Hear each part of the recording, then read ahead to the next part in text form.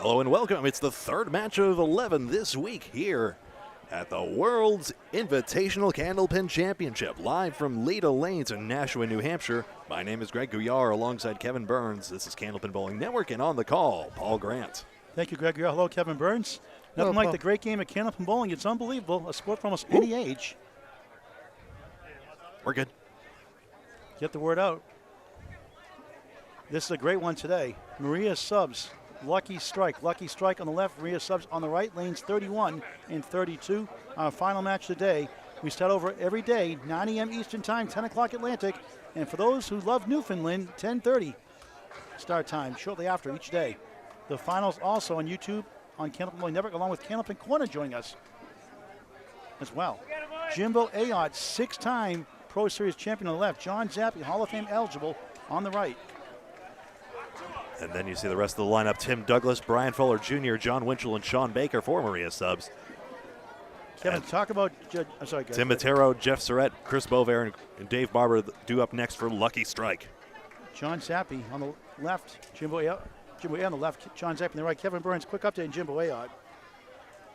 119 overall average, 128 career high, 205 high single, high triple of 473, high 5 of 733, high 10 of 1383, and an Easter Classic total of 2520. Thank you. John Zappi with a 3-2 split. First of 3 strings, 2 points for a win, 1 for a tie, 2 for total.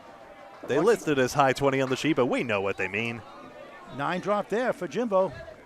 9 pin for a spare. Wood to help. Not on the head pin, by the way. Lucky Strike 10 and 6. Maria Subs flip flop 6 and 10. Zappi tries to send it over in the channel. Even during this contentious election season, this Ayotte is one we can all get behind. John Zappi 110 league average, 128 is best season inning average. Jimbo can't get it to go. Ooh. Too much wood.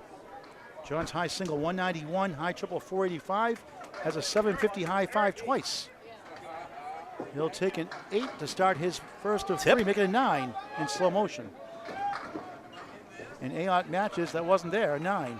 You may have all worked out. We are on YouTube only for this one here on Candlepin Bowling Network. Got some issues with this one, but this time I think any issues we have won't result in you all getting ejected, which has been our bugaboo this week with the streaming. So looking to do it this way around, and hopefully that improves the viewing experience somewhat for you all. John, speaking of Easter Classic, John is a 26.62 in the 2009 Easter Classic. Just 3 there. Has the Sanford Bowl around in Maine. House record of 10 strings, 1441. Ayotte 5 in the 10, more wood to work with. These matches are also being recorded and will be uploaded in high quality where we don't get them all perfect. We all appreciate your patience. Zappi splits 2 and 1.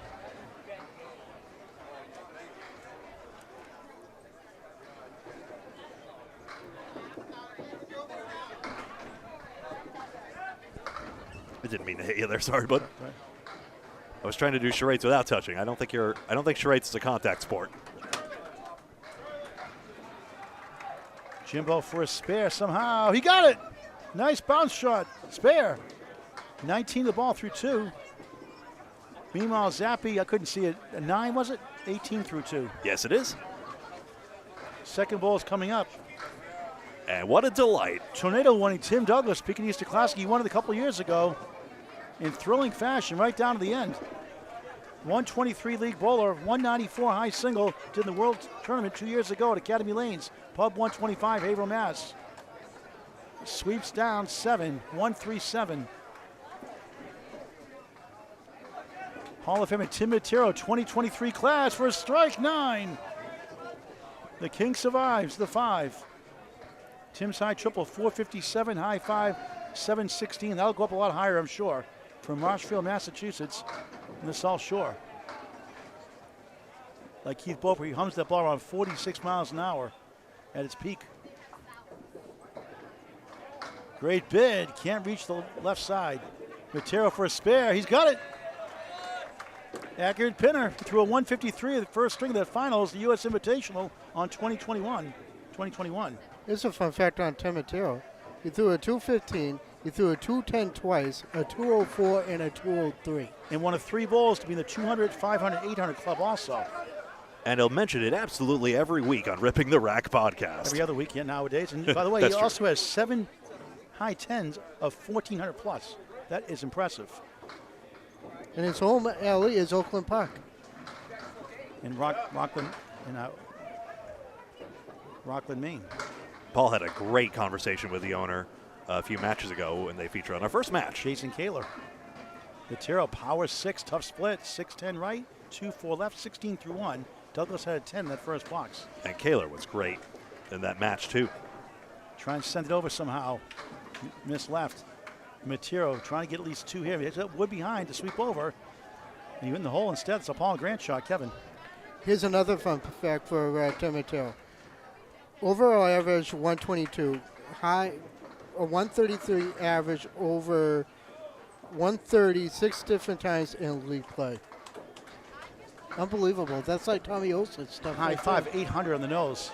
Hall of Famer for a reason. Douglas 9, the 2023 Hall of Fame class. 8th Matero. Tim 19. Matero 24 through 2, right? That's it. All right. I was quick on the draw there. Draw. I hate Uno. When you're playing Uno, you get 1 card left, and then you get a draw 4, skip, draw 4, wild, draw 4, and you lose. You all are playing by the rules, right? Yes. I hate that one when you have to trade. Get rid of that new Uno game. Like the original one. You have to trade the deck at the end. It's ridiculous. What, trade hands? Or? Trade hands, yeah, this new update. Well, yeah, trade hands is just like, I don't want to be a loser, so I play the I win card. I hate that card. That's Get rid of it. Get rid of it. As a little sibling myself, that is little sibling logic. Uno's supposed to be number 1, not 16. Brian Fuller Jr. spare to start his match. 2 former championship teams on the big stage here in match 3 of 3 today. Day 1 of many. Jeff Surette, future Hall of Famer. Good on that eagle. Real Dixon good. 9. Just checking in with you folks out there. How are we looking on this stream? It looks as though we're just having like a few buffers, but nothing near the level we were before. Hoping that holds true. Just let us know. Thank you for your comments. Both these balls also on the 200 club. Brian Fuller's a 224 high single at the old Lafayette Lanes, now Riverwalk Lanes, owned by Mark and Melissa Ritchie in Amesbury, Mass. Judge Surette has a 204 high single. Dominoes 9 for Fuller Jr. Surette on the crossover, bounces 7, 8, 5 and a 10. Decent wood. Kevin. 204 for a high single, high triple 483, high average of 120, high 5 of 802. Fuller Jr. spare. Spare 9, spare. 29 the ball through 2. Surette, no go. 4 splits in the early going for Lucky Strike. Great stuff for Brian.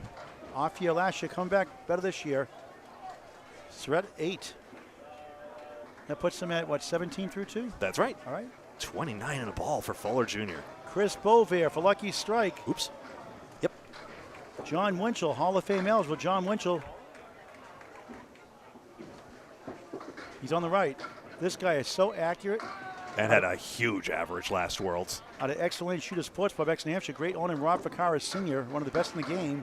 Winchell for a strike, only 8 somehow, 4 in the 10. I forget if Wood helping out. Boisvert was above 120 in Worlds, but he certainly was in Mixed Worlds the last time it was held here at Leda Lanes. And he was second in average, if I'm not mistaken. To Matt Nichols, that's exactly right. Winchell trying to send it over. Like a ballerina. You a good dancer, Greg? Nope. I've been told I have a small cerebellum. You ever see Billy Ocean's song Caribbean Queen, the video on MTV? That's like me. I can't move my feet. I can feel the rhythm, but I can't move my feet. I have quicksand feet. At least you can feel the motion of the ocean. Really. 8 for Winchell, matching 8 for Chris Boisvert. That's not Kevin. nice.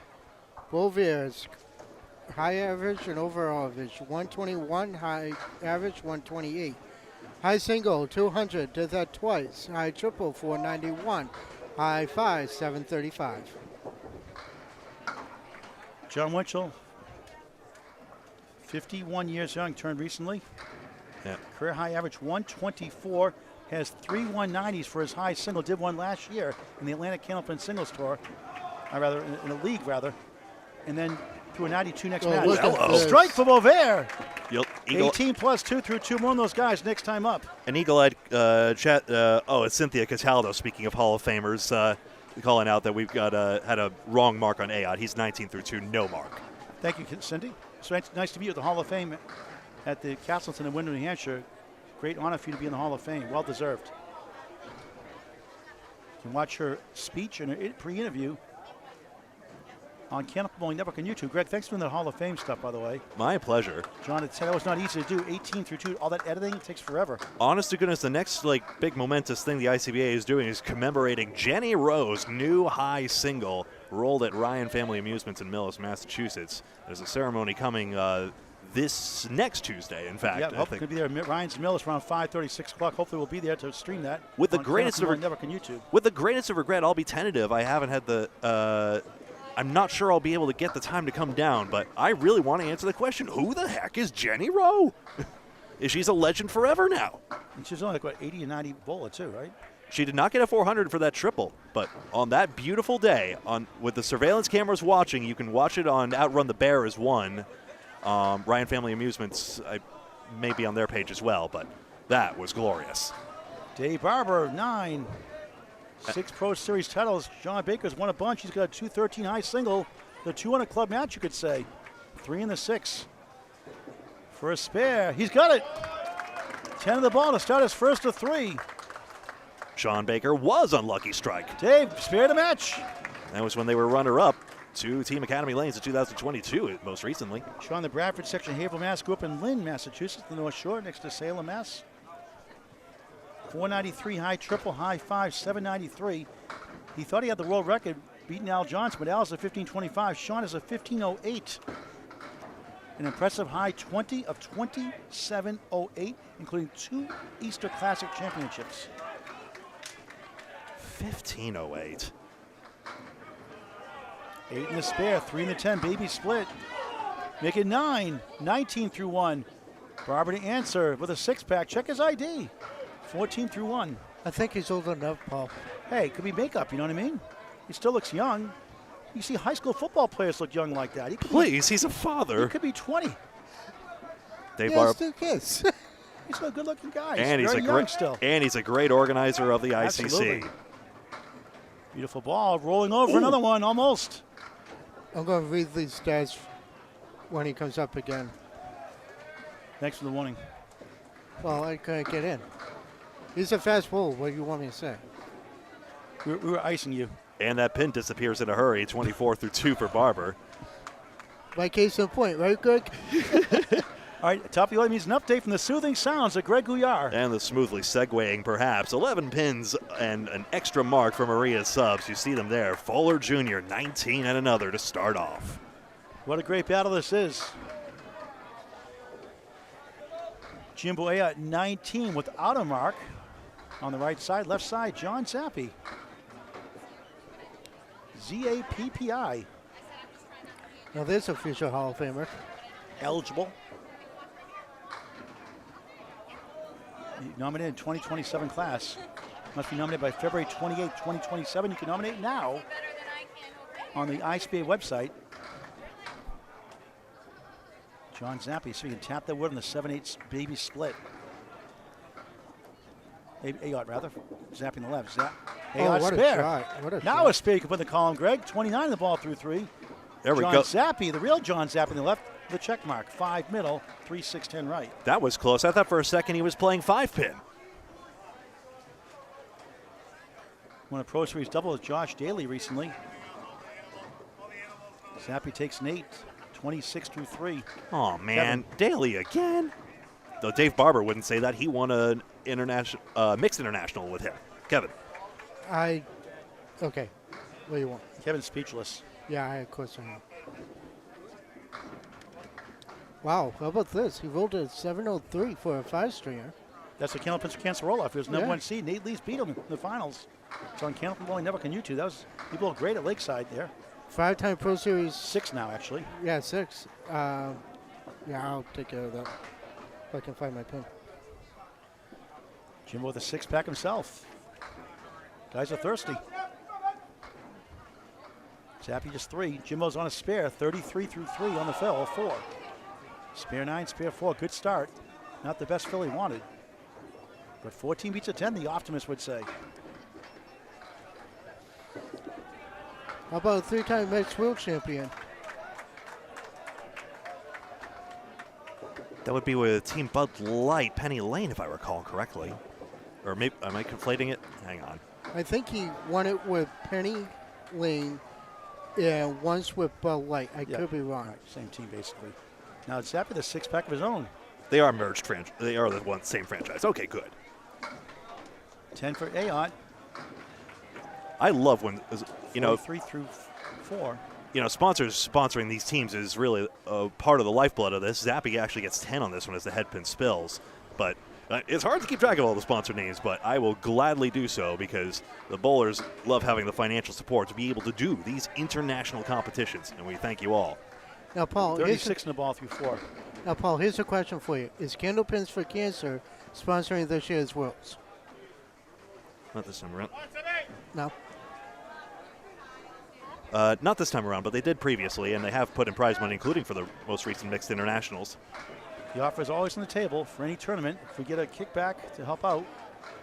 Yeah, you have to be judicious about the promotion as well, because ultimately it's about the families. But it is also about promoting the sport of candlepin bowling. Absolutely, it's a two-tiered thing. And Alfie does a great job at both. Tim Matero, 24 through 2 with a drop of 6. 1, 3, 6 in the 7. 10 falls down. Tim Douglas, 19 through 2. Only 5 somehow. It's a strange lead. Diamond plus. The 8 to the left. Oh. Tim chops out 1. Here's a fun fact. Douglas up the wall. He goes. How about that one? Spare. Phew. 29 the ball through 3. Tim Matero, 8. His sister Karen Matero, Hall of Fame eligible next time around. She didn't make it last time, but she's eligible again with the 2027 class. Tim, 32 through 3. Kevin. Tim Matero has made the back row, which is the 7, 8, 9, 10, with no wood. I wonder how he managed to pull that off. That's a shot and a half if you're going to try. That's incredible. The only closest analog I could have is Bruno DeFeo doing the back row with wood. I think that was that match against Janet Pock, live on Channel 5. I got about 11 pages of Tim Matero. I picked his brain, and he gave me all the information a couple of years ago. The first time that a woman competed in the final. Oh, what a shot that was. He thought he had it. 5 in the Whittling 10. Douglas on the bonus 9. Look at this. 7 pin left up. 38 through 3 on Candlepin Bowling Network. Something for everyone. Semi-pro to pro action. 1,400 videos in climbing. Never a charge. Free to subscribe. Candlepin Bowling Network on YouTube and on Facebook. Marina Stubbs leads. 8th Matero, 40 on the ball to go. But Yep. Douglas spare. Yeah. Back to back. 48 in the ball through 4. Tim trying to get at least 1 here and get to 41 through 4. I'll hold that thought. Please do. Keep holding it. Matero at 9. 41 through 4. All right, Kevin, go ahead. I was here on Sunday watching Tim bowl the skins match. He was on fire. Every time he was on lane 33, strike, mark, strike, Well, remember, mark. Greg and I were at the Big 20 in Scarborough, Maine, the ICPA Championships October, and look what he did. He had a 96 start, and then he got a 169 after that. And he led going to the final string before losing to Tim Susi. Tim was just incredible that 5th string.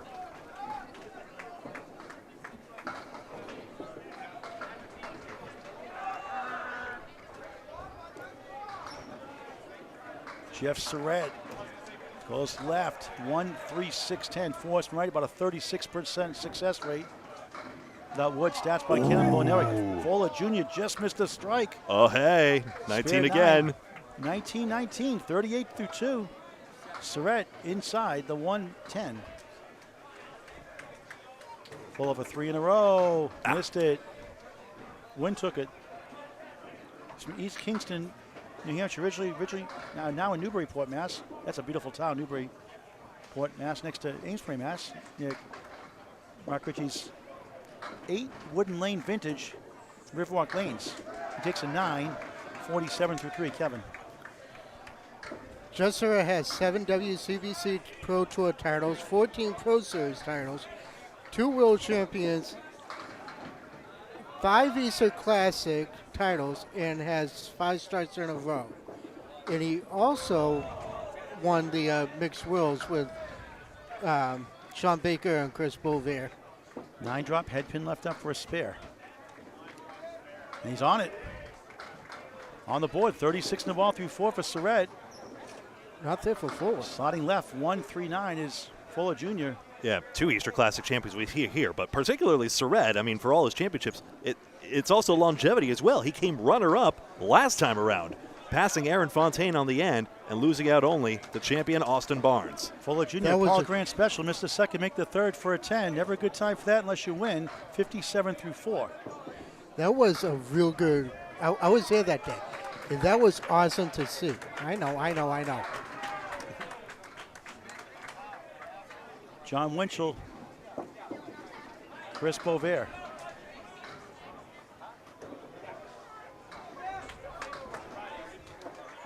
Not sure what that was all about. Anyway, Chris John Wall Boisvert. since 1975. Sorry, Greg. Chris Boisvert on a strike.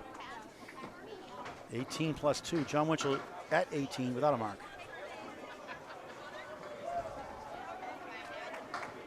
Little light, but gets a 7 out of that. 1, 2, 10.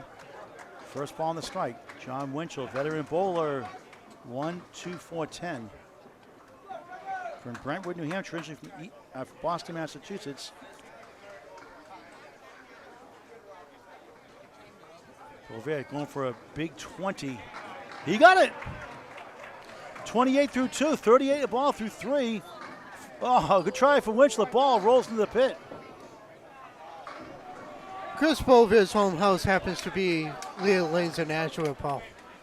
So I think he knows the place really well. Never heard of it. Yeah, neither have I. That's the home house here. That's the joke. I'm explaining to them. Subliminal. 9 that time for Winchell, 27 through 3. Lucky strike, only down 15. They have 3 hits to 2. 1 right here from Chris Boisvert, who's the anchor for their Friday Night Pro League team. They're number 1. They're killing it this year. I've had someone ask me to do ASMR, and I will actually take them up on it.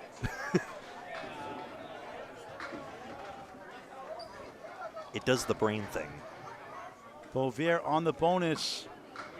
On the nose. Strike on spare. Wow. How about 60? 48 through 3. 58 plus 2 through 4. How about a spare sandwich? Strike, spare, strike. Another 6-pack. These guys want to drink up. Great guy has sand. No, you want to.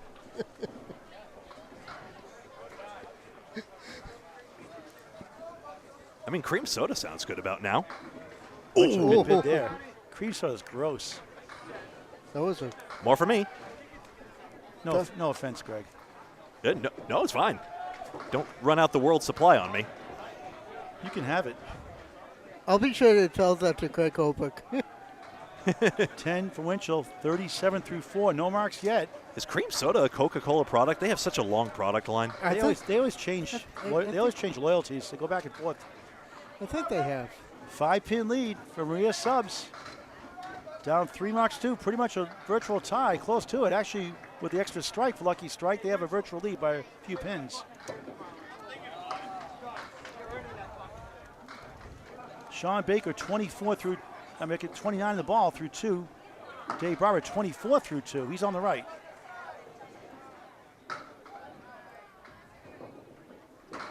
Barber, he's got 9. Oh, that was a bomb. Clean shot to 10.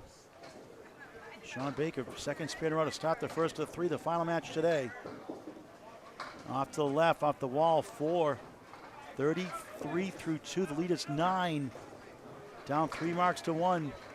Barber spare. Center ball through 3.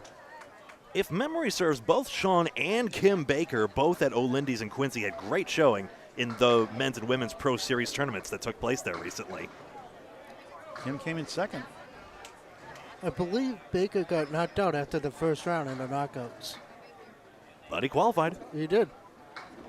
You and I were there that day. Baker in 8, 41 through 3. I love going to the new bowling centers. Hadn't been to Quincy. Now I just got to figure out all the other ones, and I mean, there's a lot more. Obviously, we get exposed to it here. I mean, when I'm going to get to Bears Road, Bolorama, and Avon Valley, Kingswood. Who knows? Got to get there eventually. Barber spare is 7, 41 through 3.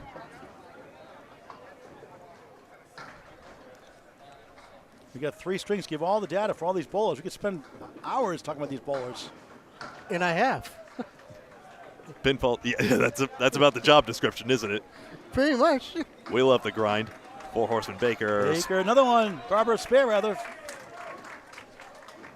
51 on the ball through 4. Barber and Baker. Twin twister. Yeah, someone in chat nailed the pun there. Well, we have a Barber, a Baker. Now we need a Candlepin maker. No. Say it 3 times as fast as you can.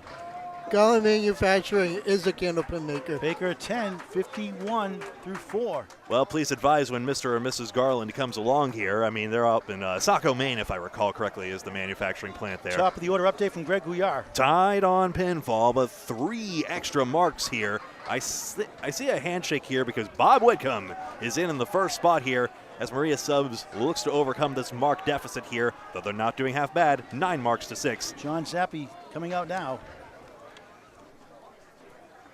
You know, I asked earlier if Wickham was going to bowl. He did something to his foot. Looks like he's going to give it a try. You know, foot injuries the last couple of years. He broke a streak of 33 or 34 straight years with a 120 average or higher in at least one league. That is impressive in itself. Can't hurt to try it. True class act. The gentleman all the way. That had been moved about 3 inches off the spot. Mm-hmm. I love watching Bobby Witt bowl. I mean, he is awesome. Object ref out of bounds error. Sorry for any coder. Any coders out there? Could do a book report on Bob Wickham also.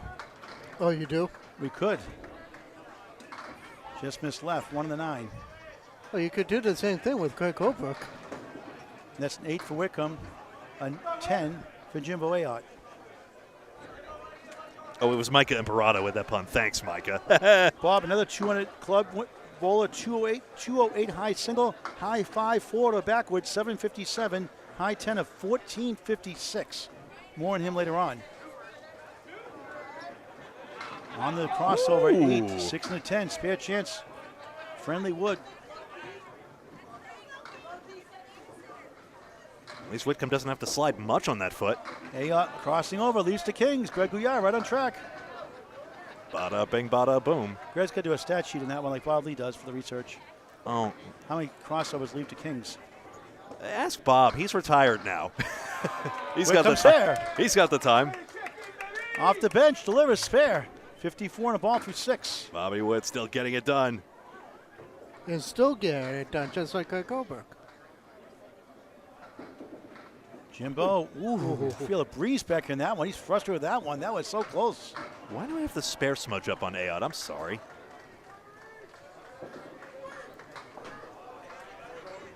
.53 at the half is correct. Jimbo, a Paul Grant special, missed the second, make the third for a 10, 63 through 6. Only 1 pin left standing for Ayotte. Follow the Friday Night Pro League game of the week on Friday nights, except for this week through the World Tournament here. Every Friday night during the regular bowling season, back returning on November 15th. Scheduled match, Academy 1 at Central 3. Defending champion Central 3, Josh Daly's team. That'd be a fun match. Academy 1, Justin Scally's team, doing really well this season, a revamped lineup. Candlepin Bowling Network on YouTube, November 15th, 7:30 p.m. The scheduled match, subject to change. Based on who's streaming with me. Tim Douglas, 2. Ooh. Tim Matero, another good head pin hit, 8. This guy's a deadly pinner and still bowling a high level. He's dealing with a lot of back injuries as well. And healthy enough to bowl here in the World Tournament. And in the Easter Classic, wink, wink, nudge, nudge, please. Another mark. He missed left. No. We cannot meme that into existence, to try as we all might. What? Try and get him to do the Easter Classic? Yeah. That's too much for him at this point. Douglas a 10. He has nothing to prove. 60 half. No, he doesn't. Just missed for 9, 50 half. Bob Wickham, 2 men's. We'll talk about when he gets up later on. Bob Wickham. Tim Douglas right now, the tornado. This guy has a high ceiling. Absolute blisters that fastball. And this guy will be turning 27 towards the end of the year. Supposedly there might have been an image quality glitch at some point, but nobody got kicked off, so yes, we got a result here. 2023 Eastern Classic champion with a 25.04. Ooh, 9 drop there. King left up. Not a crossover, Greg, right? Yeah, it just didn't drive through, I suppose.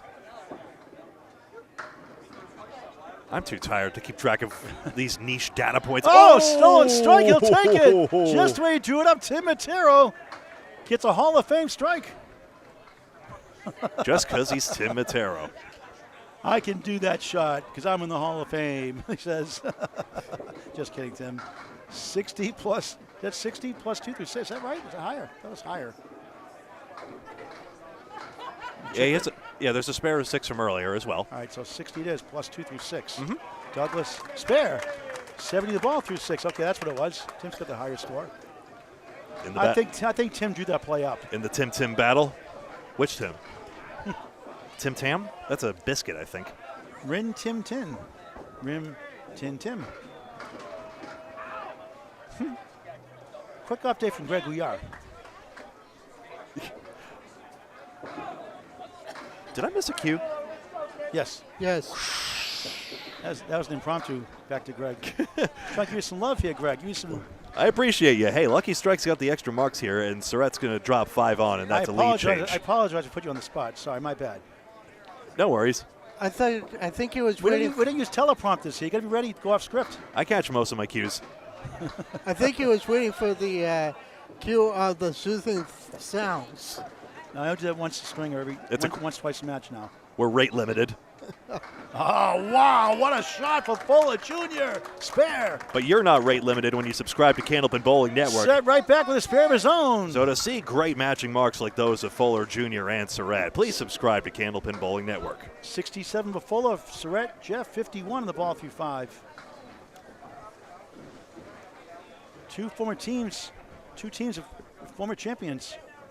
Always in the running every year, pretty much. Fuller, head pin hit, 3-1 split, 3-6-10 in the 7. 73 half. Surette on his spare, right side, 6. 1-2, wiggling 8 in the 10. 63 half. Oh, it's 57 half. 6 fill. 7 fill make it. Up. Okay. So 58 half it is. Fuller goal post, pick your favorite pin. 7 pin. For right hand, usually a 7 pin. Surette missed number 1. Still waiting for that correction to come through, I think. It might be in now. The channel, Fuller goes for an 8. 81 through 6 in the first of 3 strings. Yeah, with those 3 marks. Format here is 3 strings, 2 points for a string, 2 for total. It's these points that determine the standings. Jeff a 10, 68 through 6. Let's pause. 15.7 tenths per second. That update hold from on. No. I need to figure out a score we'll situation. Delay that one. You want me to do the safe station ID? No. Are you sure? Greg is the official station identification voiceover. Yeah. Look at that off this box. Sorry, FCC. Not a requirement nowadays. It was back then. In fact, you had to do it twice an hour, half hour and bobbing hour, within like a 2 to 5 minute range, I believe it was, or you get fined.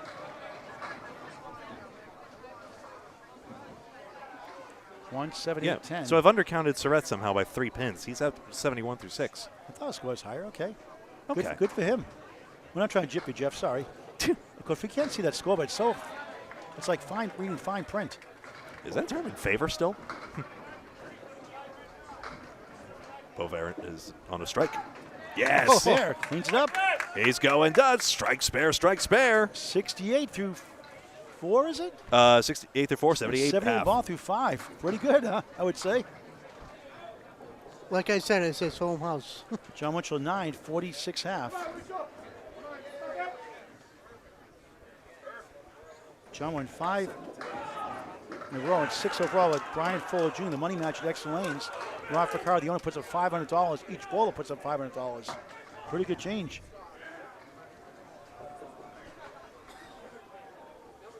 Lucky Strike has the lead by 21, and they got 3 hits to 2 on their side. 2 points for a win, 1 for tie, 4 for total in this final match of the day. They're in 4th place currently. Do you have the standings, Kevin, you can go over, possibly? In Division 2 I here? gotta look for them. All right. Get that momentarily for you. Boisvert on the bonus. Make it 8. Lucky break for Lucky Strike. How about 86 half? That's nuts. We'll get up there from Kevin after this box. Ooh. So close. 3 out of 4 on the Horseman. Over here for another mark. Oh, so close. All right, update, Kevin, if you want. I gotta spare it because with my computer, it's kind of hard to see it. Okay. John at 10, 56 through 6 without a mark. Chris Boisvert, 10, 96 through 6. What a start. Kevin. Drywall Concepts Division 2 now, right? I'm doing this side right Division 2, yep. Drywall Concepts is 16-0. Academy Lanes is 14-2. A+ Accounting is 12-4. Lucky Strike and Spice Chimney are tied Spice Chimney, yep. at 10-6. Able is at 500. They're tied with New England Flooring. Maria Subs is 6-10. Central Park, Avon Valley, and Oakland Park are at 4-12, and in last place with no points is Prosperity U. Shawn Baker drills 9, 10 pin left up. Barber 5 in the fill, 56 half. Baker missed it. For coverage of Division 1, check out Bob Lee's stream, also on Candlepin Bowling Network. Oh my God, this is nuts. Baker, Paul Grant special, missed the second, make the third for a 10, 61 half. Missed opportunity. You're not going to make them all. Barber going for all 3, gets an 8, 64 half. Kevin. Fenway Academy, Leda's. Matt's H. Yep. And Stars and Stripes are tied at 16-0. Wow. Outlaws Rise is 14-2. Birchwell's Sliding is 11-5. Team USA is at 8-8. Harry All Stars is at 6-10. Team 2.64 is at 3-13. In a 3-way tie between Kingston, Hatchman, and Bolorama at 2-14. And the other. Ooh, yes, a strike. Late one for Barber. 74 plus 2 through 6. Baker trying to finish up strong here in this 6-box first string. We'll take a nice 9 out of that. 70 through 6, Kevin, to wrap it up that thought. And the last Bolorama team is at 0-16. All right, thanks for the update and the scores. And over to me. 364 to 331, taking a peek up there. That's correct. We have 2 strikes on Lucky Strike's side, 2 spares on Maria Sub's side, so those marks are even. Lucky Strike doing very well. Those 4 extra strikes. In fact, Maria Sub yet to have one as of yet, but some bowlers up there that absolutely can do it. Greg with a play-by-play in the second string. And also station ID right now. Oh yeah, we got to do that after. Well, he's on a bonus first. Wait till the marks are done. Bob Wickham on the left side on a spare. Jimbo 63 through 6. Bob 54 in a ball. Jimbo with a 4-1 split. Hall of Fame 2023 class. Bob Wickham with 8. Great piece of wood in front of the 5 middle, 9 right. 62 through 6. Cut to the 25 with it down 2 marks to 1. 2 strikes to 1 spare. Ayotte. Oh, what a try. Just missed the 7. Not by much. Yeah, danced in front. Wickham. Oh, he got robbed also. Brutal. He may have wanted more of the red line in fairness. That's a tough one, though, to take. Like the transit system in Massachusetts, the red line's never on time. MBTA. Does it even have a schedule? 9. That's 9. 9 out of the channel. I saw that wave off there. 72 through 7. Bobby Witt a 10. 72 through 7. For the avoidance of doubt, bowlers make the call. We absolutely do not. Bob won the world's team titles in 1998 and 2008. Mixed world title in 2018. Easter Classic 20 stringer winner in 2002. Shall I continue? 2 WCBC sure. Pro Tour titles, 1 WCBC Pro Tour of the Year in 2007, Pro Series Bowl of the Year in 2022. He got free ball, but got injured. Couldn't bowl much that year. Lost out. More later on. Jimbo, lucky chance here, one of the two. 9-10, strike to Wickham. 7 goes last. 82 plus 2 through 8. Boy, he wants this. Wow, that pin came out of nowhere. A couple of tough years health-wise with that bad foot. That piece of wood came out of nowhere to take out that 7 pin. Jimbo picks up for a spare. 82 in the ball through 8. Great teams here, side by side.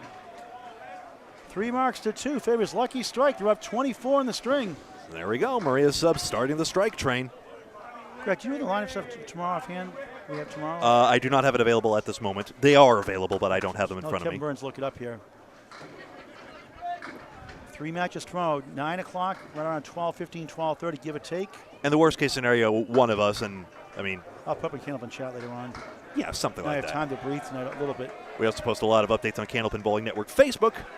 Our information is scattered. Nico helps us stitch it all together. And my brain's scattered too. busy 2 months.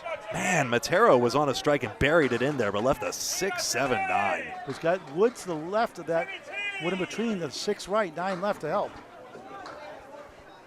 I think that's Brian Mayer Douglas chanting. was on a fill. Yeah, it's 2. Ooh, yes! Matero got it, spare. On strike, 70 through 6, 80 in the ball through 7. Douglas a quarter, brutal. That's a youch, a yikes, and an ouch. Y-O-U-C-H. For goodness sake, Webster, please put that word in the dictionary, youch. And we don't mean Webster Timber Lanes, Abington either. Just a chocolate chip cookie pizza there. Mmm. Delicious. Unironically, my game groups loves that.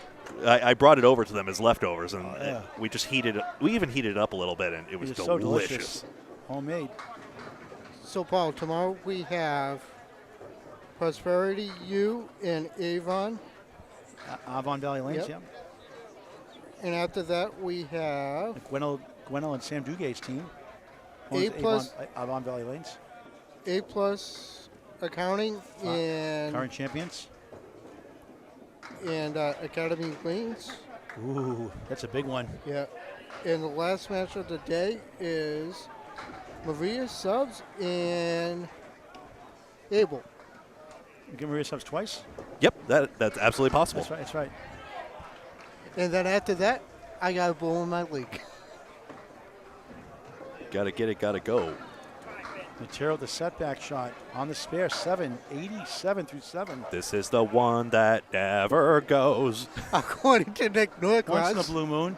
Douglas for a strike. The wood turns around, but can't reach the 5. I like how you brought that in. That piece of wood just never helps. People keep shooting it, Tim right in the middle. but it just never goes. Give him a microphone. Karaoke here Friday and Saturday nights, 9 p.m. to 1 a.m. What do you propose? Leaders Lane. Spare. What do you propose this is? 91 in the ball through 8 for Douglas. It's a solid string for Tim Douglas. 4 spares and through 8. Tim and 9, 96 through 8 on Candlepin Bowling Network. Now, finally, let's pause. 15.3 seconds for station identification from Greg Gouillart. This is Candlepin Bowling Network. We are on YouTube only. Sometimes we're on Facebook as well, but hate to say it, we got a technical specification and it worked with YouTube only. Anyway, thank you all very much. Please like the video if you haven't had the chance already. Thank you to all 279 of you watching live. That is a mind-blowing number for us, and we thank you all very much for watching, and thank you all for making coverage of strikes like these from Surette possible. Eric Donald thinks we're up by 1 pin in the totals here. I will check on that. Thank you. We'll take a look here. We got 3 pins. Oh, Deadwood. Perfect. All right. So that digit ends in 9. I know that. We are off by 1 pin, and Whose is it? And Surette has a strike he's working on now. You get one box behind, you can mess us up. Yep. Well, it's 71 for Baker. I know that much, so I'm just going to credit him the pin here. And that makes the count correct. Fuller Jr. on a spare try. Outside. Got it. So it's a mark situation as well. Surette is on a strike. I have that correct. So it should be spare strike, spare, nothing strikes, nothing strike, and strike, spare, spare, nothing, nothing. Yes. Talking to yourself is very healthy, by the way. It is. They say it's a sign of intelligence, but I think it's just meant to make me feel better. Look in the mirror is a different story. I run away when I see my reflection. Kevin has many mirrors in his house replaced over the years. You know, I did you a favor by making fun of myself. You didn't have to go one step further. Knife in the back. Ooh. No, just kidding. All in good fun. Surette frustrated that shot didn't go. What a string he's having.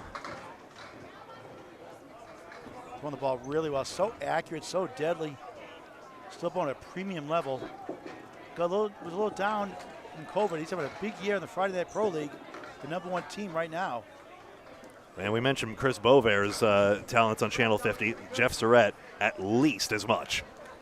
Jeff Surette was the king of that show. Just like also was king of Channel 5. Quick update from Greg Gouillart here. So I think Chris Boisvert rose the ranks from being scorer to a star of that show. 42 pins up for Lucky Strike right now. Marks are even Stevens right now, so this is great shape for them to take the first 2 match points for winning the string.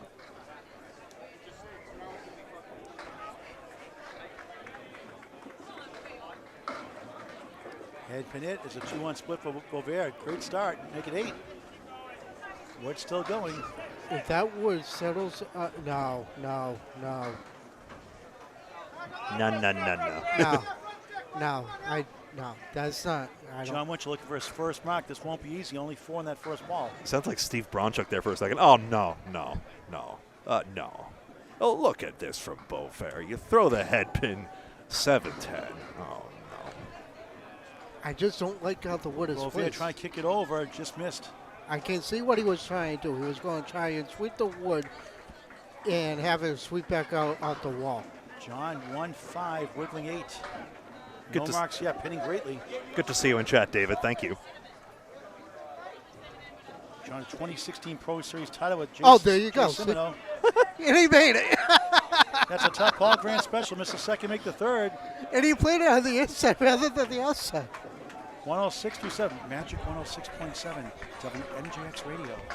Chris Boisvert, 106.7. I'm David Alabouche. This is Bedtime Magic. Could we please normalize audio volume? You talk about the soothing sounds of Greg Gouillart. Greg, he put you to shame with that voice back then. I disapprove. I do too. You're more exciting, Greg. Thank you. Oh, come on. Very, very classy. No, that 3-pin's no good. You don't want that to fall on Boisvert, but it did. In case you missed that, Greg, very classy too. Oh, Chris wants that piece of wood to roll back into the pit. Lucky Strike, the 42-pin lead. 2 points for a win, 1 for a tie, 2 for total. If it did roll back, you're right, Kevin, that would help out a bunch. I don't think it is, though. Marks are finally even, 2 apiece. This is how well I know the kid. He's going to play it high on the cap towards the 7-pin. Hopefully it goes right into the 6 and 10. It's the only way he's going to make this. But if he does play the red line, he does have a shot. That used to be his nickname, the Kid, by the way. John defeated Steve Reno Sr., Hall of Famer Steve Reno Sr., who made the Candlepin Cancer logo in the second letter on Candlepin Classic Candlepins, winning $1,500. Steve Reno's woodworking ability does not get talked about. What a look shot! at that. Told you. Another great shot, spare. 116 of the ball through 8. He's bowled here before. He knows how to play the spares here. That's why he's on our team. You may be overhearing Dave Godwin saying, like, it's not fair. He knows his place. Dave Godwin missed a 235, and now it's when's Dave Godwin going to make an appearance? Probably sometime tomorrow. I got my 3 strings in earlier today. What, you can't handle the pressure being streamed? Oh, I can. Zero pressure. All the pressure, all the pressure. Talking to Mr. 235 himself, Dave Godwin. Dave, microphone for Dave. All right, Dave, go ahead. Check 1, 2. Check 1, 2. You're good, Dave. Hey, you're Check, pretty 1, 2. pretty good MC yourself. The kids program, Academy Lanes. I try to have everyone feel nice and fun, nice and loose. You know, keep the good juju going. How big is Austin Barnes, the addition to your team the last few years, and your team been for your Friday Night Pro League Academy too? Last couple of years, yeah, Austin Barnes been pretty awesome. He's a big reason where we finished as a team. We kind of struggled a little bit, but he kept us together really well. He bowled great. For a young person, they can have ebbs and flows, ups and downs. How do you keep them locked in? Just trying to keep him loose, trying to keep having fun. He gets down on himself really quick, you know, just like anyone else. But he gets one box at a time. You gotta let the pass go. You gotta keep moving on, keep looking forward. You guys have a chip in your shoulder last year, now making the playoffs. Very unusual for this high caliber team. It's going to happen once in a while. Not a good feeling, I'm sure. Yeah. How much extra energy and adrenaline's flowing this year? Yeah, this year is a little different for sure. We got a lot of guys that are very, very hungry. Last year was definitely not an ideal year for us. A couple injuries. We made a few changes, 2 big changes for this week. So we're very excited about this week for sure. And with the changes for our viewers who don't know? We picked up a couple of nice bowlers, Nick Leach and Joey Lister. The Freight Train. The Freight Train, yeah. Where did you get that nickname from? It's probably Paul Grant. Never heard of him. Probably Paul Grant. Never heard of her. Him. Him. Sorry. I'm not a her. Sorry, Paul. I'm sorry, Paul. I am straight all the way. Oh, I'm happy for you. Now, Dave, I got one question Yes, for you. sir. When your comment about Chris Boisvert knowing the house, how true is that? Because that 3-1 split was awesome. That 2-1 split, he knew exactly where to play it. No one else in the whole entire bowling alley would have played it there except for Chris. And that's how well he knows the house. All right, I'm going to have you do play-by-play for a minute here. Me, play-by-play? Yeah, you did All before right. on Friday Night Pro League. Dave Barber's up here in lane 32, getting right through his first ball. I get royalty fees for a while, by the way. Okay. Wow. Dave has done this before. Yes, he by the has. way. I put him on the spot every 1-3. time. Yeah, He he loves did. the limelight. He did it once before on Candlepin for kids for the Pro Series. He could be the finals, right? replacement for Mark Hollywood Smith. I wouldn't hate it. Oh, Shawn Baker with a nice strike right there. I did that with Shawn Baker for many years. It's a good bowler to have on your team for sure. Tell the viewers about your 235. Dave Barber with a great shot. Big one in the 8th. Talk about that 235 high single. When it happened, where it happened, for our viewers who don't know you. That happened about 14 years ago over at Park Place Lanes in Wyndham. He's no longer there. New Hampshire? He's bowling in the Monday Night Speed League. And first 5 boxes, boom, 5 strikes in a row. And then I sat down for the half, went up, threw a 7th strike in a row, 6 in a row. And then I had like a 9-drop, strike, spare, and then I actually had a 9-drop in the 10th box. And if I made it and threw a strike on it, I would have had a 246.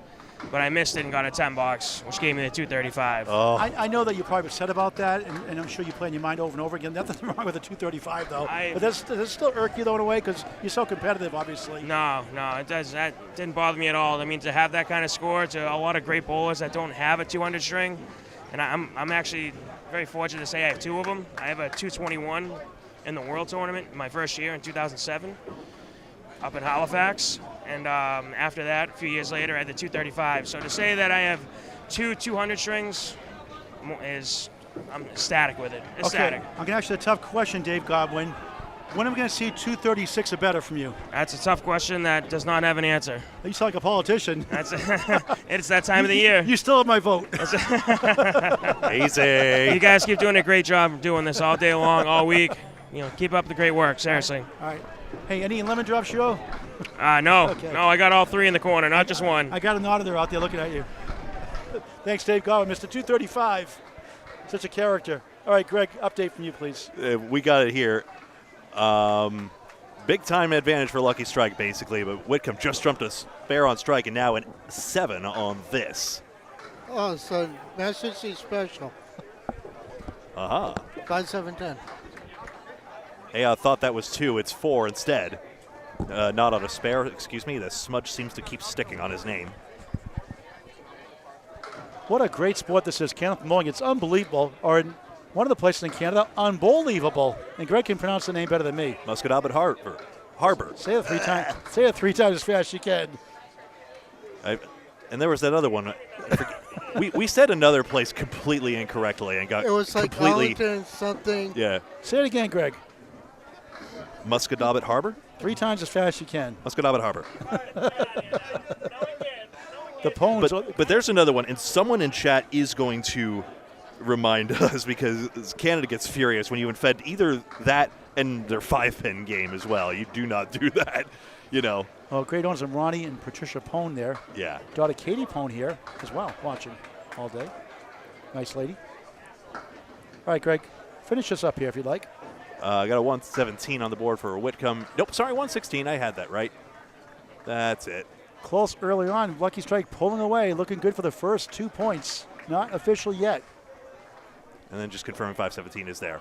Okay. I think they threw a 679 earlier today, too, if I'm not mistaken. All Kevin, right. maybe you can check that for us.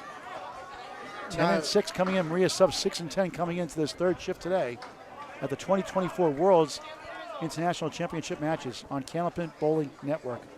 No, Whitcomb does have 116. Okay, that's correct now. Quarterfinals, the third match Friday night. Semifinals and finals Saturday, starting just after 9 a.m. Eastern Time, 10 o'clock Atlantic, and of course Newfoundland time, 10:30. Tim Douglas 3-1 split. Tim Matero, a spare and a 20 box. Leda's, the team that Leda is sponsoring this year, they're just sick. 597 to 532 over Harry's All-Stars right now. Nearly a 120 average. Oh, That's look a at that shot. nice spare. 3-1. The wood was a little tricky on Tim Douglas's side, but he runs it down on lane 32. Just disgusting on what they're putting up. Team USA is up at 441, and somebody had a spear in the 10th box. Matero just 8. Actually, no, that's on Bob Lee's stream right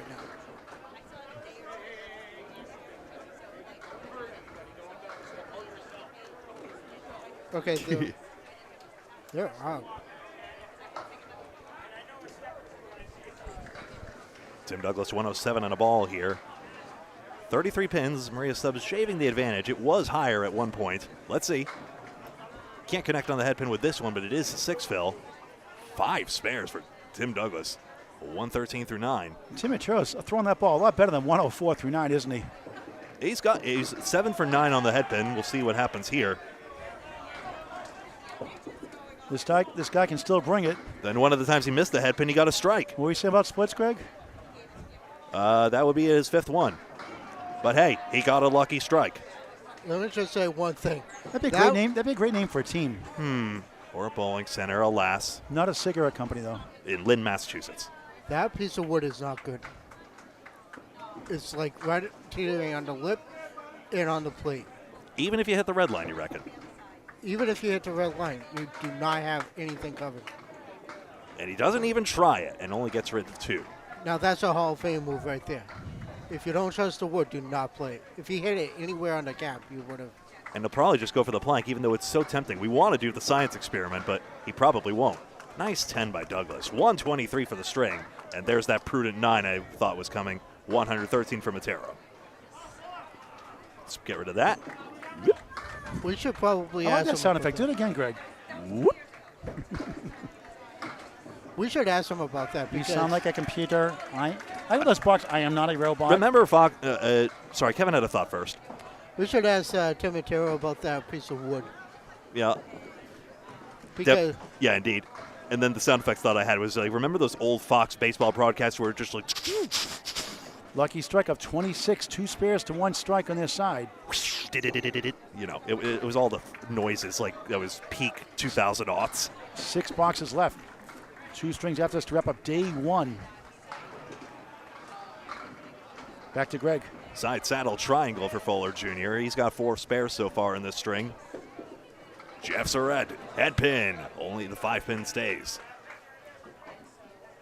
the king pin for the guys, queen pin for the ladies. I wonder where the idea came from. Fuller spare. By somebody by the name of Paul Grant. There's a lot of Paul Grants out there. There's Mr. Universe Paul Grant out in Wales one time. Fuller Mark versus Nah. So this is going to close the deficit somewhat. It all depends on what Fuller puts on his spear. Drew has to be filled. Surette takes a 9 here. 108 through 9. So 25 pins is the gap here. Marks are even here. So it is still favored for Lucky Strike to take these first 2 points, but maybe not with the hefty total margin that they were hoping for from previous. We'll see. Hefty. That's a trash bag commercial for those who don't get that one. Yeah, I understood one of your references finally. Don't you worry. Fuller, yes, that 7-pin tips. It was a little Is that full. 20% tip? Something like that. It was a little. 123 through 9. Dang it, you made it political again. That's a ballot question. 5, 8, 10 for Wasn't Surette. trying to be. It was an accident. Well, it is election day, so he had a good point. Not in Canada. Well, yeah. Or is it? Yeah, they're a little late for the polls if it were, but it's not. Third balls are coming on up. Fuller Jr., a great string, 133. Not bad. Not bad at all. A good pro string is 120 or so for the men. 9 box for Surette, 117. I think he'll have wanted higher than that, but still 117, very solid. Down to 16, but 2 marks to 1 favors Lucky Strike. Trying to get to 12 and 6. Maria Subs trying to get to 8 and 10. And Boisvert, the biggest reason why Lucky Strike is significantly in front. Able to pin out 136, and that's without filling this. Jon Winchell. Greg will call a second string completely. 74 through 8, and now a strike. It's like, raise the flag. I got a mark. 84 plus 2 in the 9th. Another one would be huge. Boisvert on a spare on the head pin full. Spreading. 120 through 8. I did Atlanta Candlepin singles tour match last season. Jon Winchell won one in the past rather. Was up in one of them. He had a double strike 6 to win a string in the last box. That's clutch. Doesn't often happen that way. He had a low scoring string, a double strike to get there, and took the 2 points. The miracle did get delivered that time. He's fun to watch. Very slow, steady, delivery, and a darn good one, and a deadly pinner. And another Channel 50 celebrity. It's not just Lucky Strike that has them. Hall of Fame eligible in the 2027 class. Folks, if you want a ball to get in, you think somebody deserves to get in from the past, it didn't. They must be nominated. Nomination papers are on the ICBA website. Must be submitted by February 27th, 2027, the next Hall of Fame induction ceremony later that year. Anything can happen here, Greg. I'm thinking so too. A lot of these guys have appeared on, cable broadcast shows, come to think. Winchell, double strike, bang, wow, huge. What a time for that. Team goes wild. 104 plus bonus balls. 4 horsemen right side. Clutch. John must have got the memo. He loves the 10th box, apparently. So this makes things interesting in a hurry. Just going to say that there's now 2 extra marks, and by Jove, with all that, Winchell dumping 3 marks in effect, I think Maria Subs actually has the edge. Boisvert needed that horseman. So now the horseman doesn't go. Yeah, there's only a 6-pin par difference here, that is to say, par 10 a box. Point being, that double strike has changed the complexion completely. Boisvert takes a 135 string. The power of the double strike. I heard that before. Paul? No, I came up with that one. Oh, okay. I got a royalty in edgewise. Now, Phil on the strike is significant here. The first ball especially for Jon Winchell. Right now it's down to 5 for Lucky Strike. He'd lost the head pin for the spell there in the middle of that string, but now suddenly, if he can crush this one here, Maria Subs way out in front. If not, we're in a dogfight for the end. He stands in his lonesome on lane 32, deals away, hits the head pin, little thin, but it's a tremendous fill. 28 in the 9th.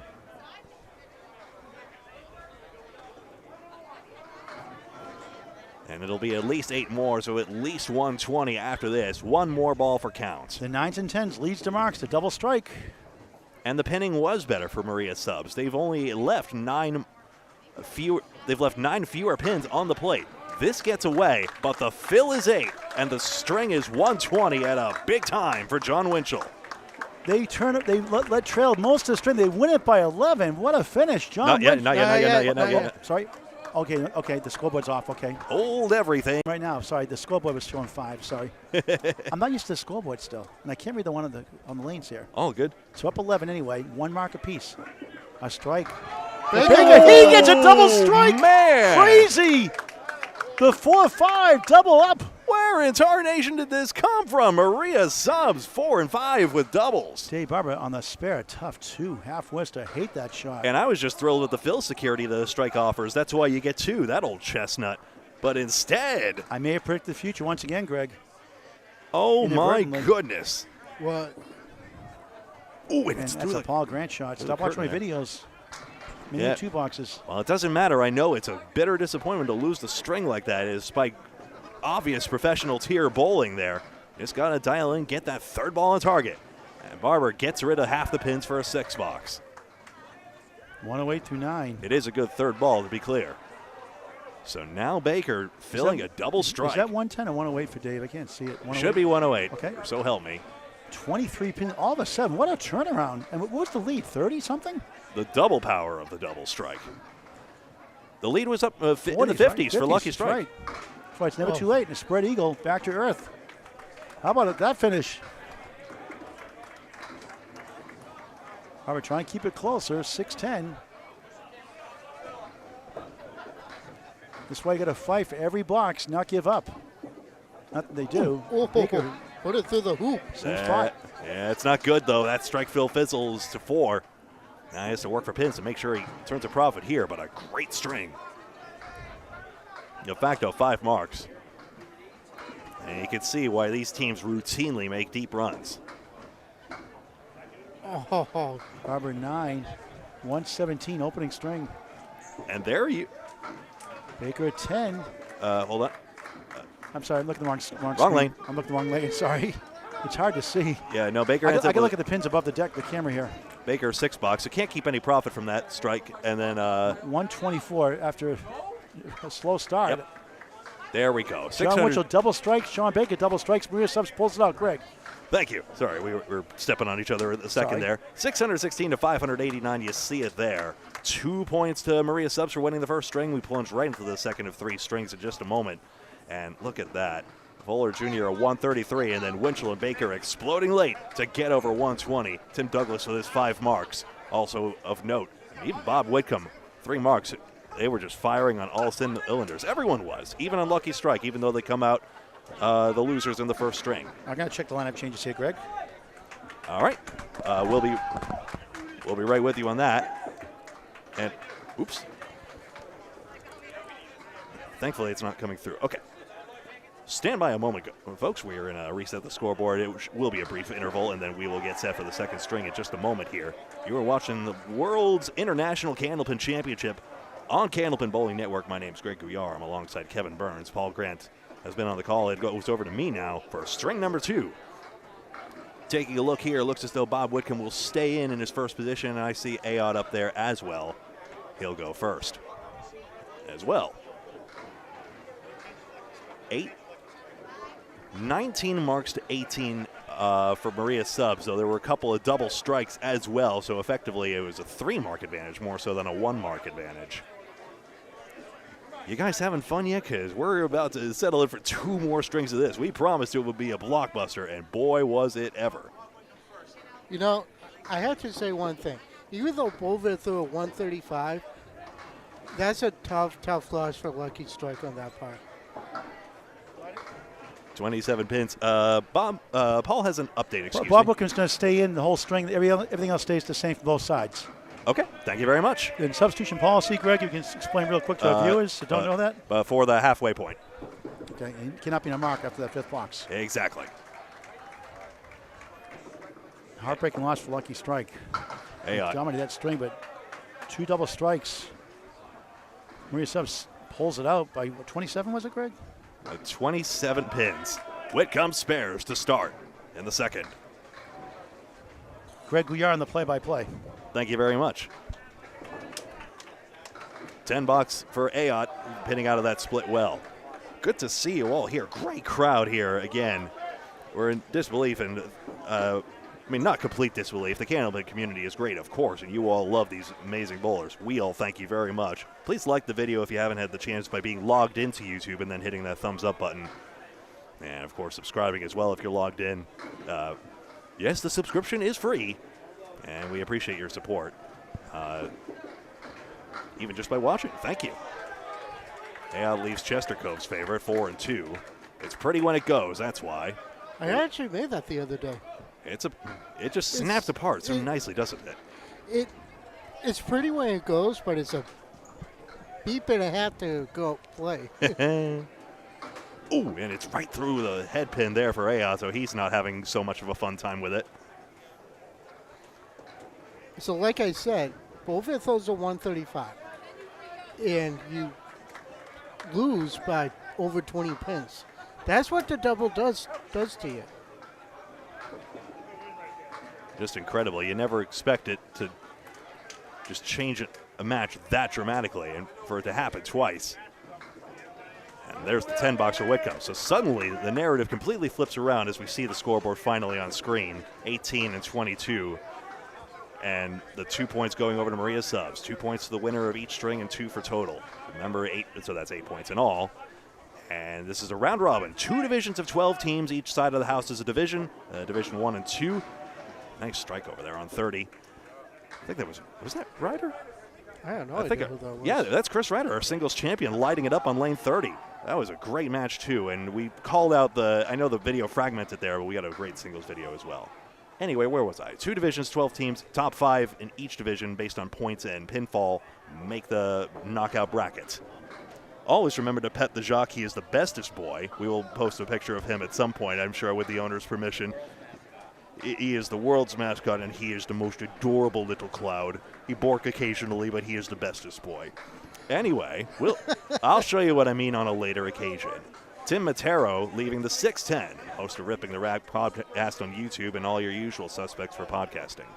I did ask Angel this, who's Josh's owner. I said, you got to get him a red leash. He does. Oh, he has worn a red belt. He has. Absolutely. Oh, yeah. Because you know what? He's the Candlepin mascot. Oh. He really is. Oh, yeah. Morales is all over that. Don't worry. Third time around from Matero. He gets a 10 box in this one. Douglas, just a 9. But I also want to mention that what Tim Mateo does with Ripping the Rack with Calvin Locke, who's also bowling in this tournament, they do a phenomenal job with that. And I bet the next episode is going to be nonstop recap of this week.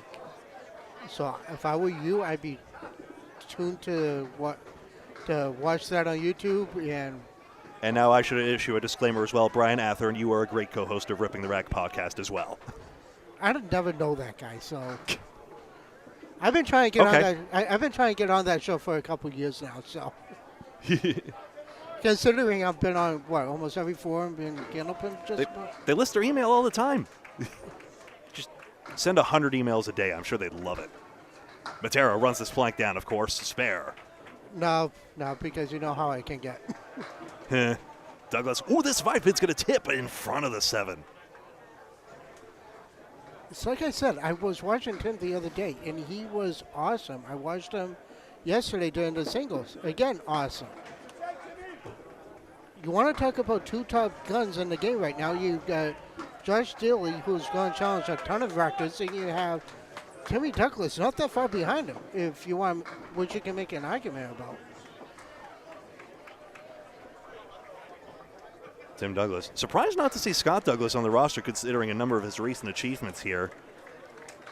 There's actually a reason why. He couldn't get the time off of work. Bad luck. It's a tough commitment to make it the week long. Jeff Surette on the head pin, 4, and the 8 as well. Strike, his second. Well, I even said to you last year when Bob asked me to go to Canada with you guys, and I couldn't go because it was the work commitment thing. There's a reason why. Because the company I was working for would not approve of me being gone for a week. However, the company I'm with now did approve of me being gone for the week. So Spare Fuller Jr., the 1-3. So I got lucky this year. And it's great to have you alongside. Hey, I only missed one series. That's about it. But hey. Hey, and you got the chance to bowl in the singles competition as well. We had full coverage of that. Well, as full coverage as we could manage on Monday. And I was fortunate enough not to be on TV. 5 pins there for Surette. Because Bowler 9.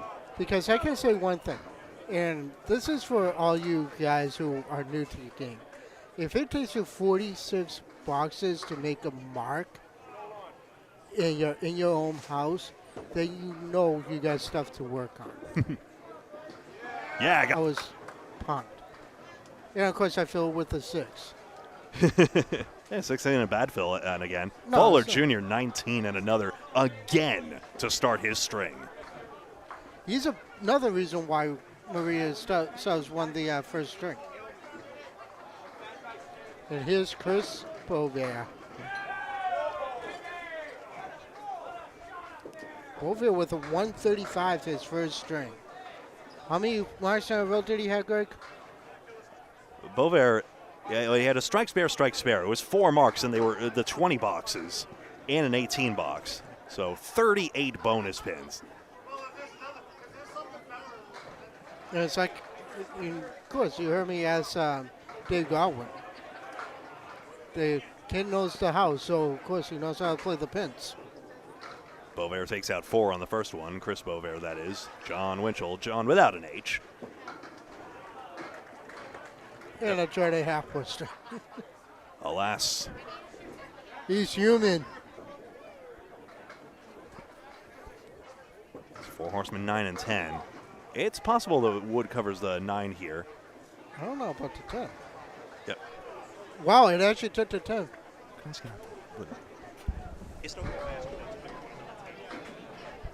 Winchell off the head pin takes out 6 more, at least the 1 in 10. Boisvert with the 9 pin and a plank. Just missed the spear. Gets it for a 10. Thanks for covering that. Not a problem. And Winchell goes 9. I'll get that the right way around. That's better. Thank you, folks. Had to do something tiny. So as I was saying, Boisvert just missed that spear shot, not by much. So, still, though, 2 marks to 3 right now, so Maria Subs with a slight advantage there. Just 4 pins. 31 overall. Boisvert trying to cut into that. Drops 8. At least I don't know about this one. I really don't know about this one. It's interesting. Wood over there, 6 pin only for Winchell. Greg, I really don't know about this one because the wood is perpendicular to the pit. I don't know if that's going to slide into the 10 pin, into the 7 pin actually. Let's take a look here. He may have to go really to the side of that pin and hits the cap instead. That's exactly what I thought was going to happen. Drove it straight back. And there's the spare. Winchell converts the 9 drop.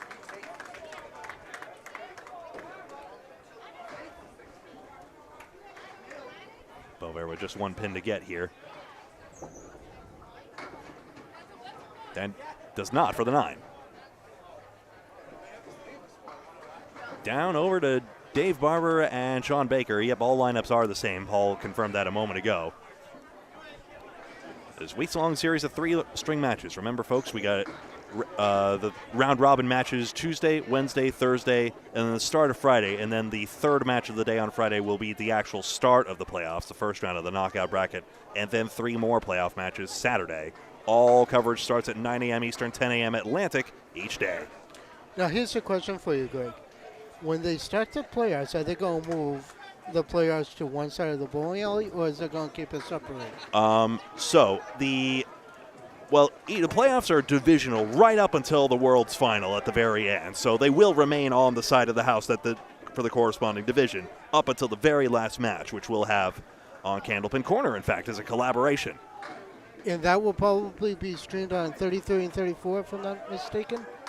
Well, it would be apt, but it is the owner's call. We'll see what happens there. Barber collects a 9 on that. That was tough sledding on that split and good pinning all told.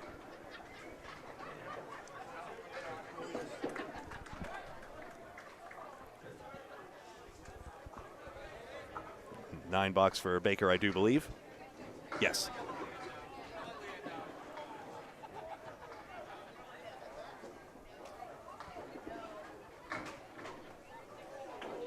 Oh, jeez. Now, what have we here? Barber's hit this head pin and trapezoid results. Although Barber did hit the head pin. It looked like to be the one.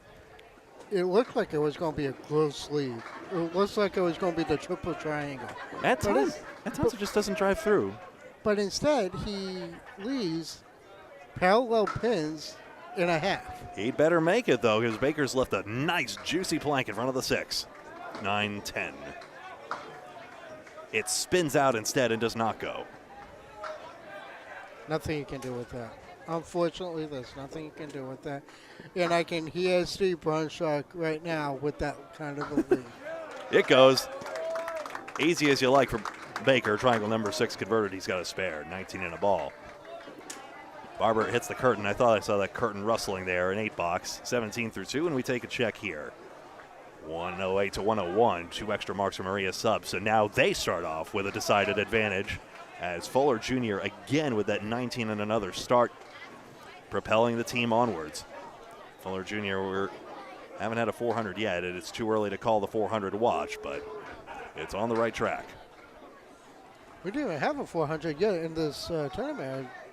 I haven't heard word of one yet, but I am a little bogged down here in the setup here. I will keep an eye out on the group chat and maybe YouTube chat in case any of you fine folks have any news to share, but we'll get you that information as soon as we're able. 6'10" Whitcomb has to be careful with the wood. He's got it. Actually played on the junction of it, and it works out just fine. 2 marks in the past 3. Jimbo Ayotte missed it and splits the rack apart. 1-3-7. Greg Gouillart alongside Kevin Burns here on Candlepin Bowling Network. As soon as I adjust my microphone, there we go.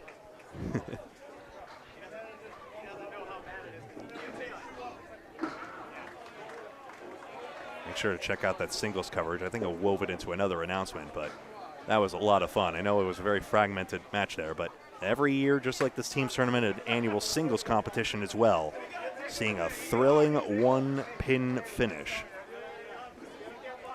I'm speaking to our social media guy right now. Nico Pujar. Yeah. Pujar rhymes with Gouillart, by the way, if you're trying to figure out how to say my name. At least I'm fairly sure.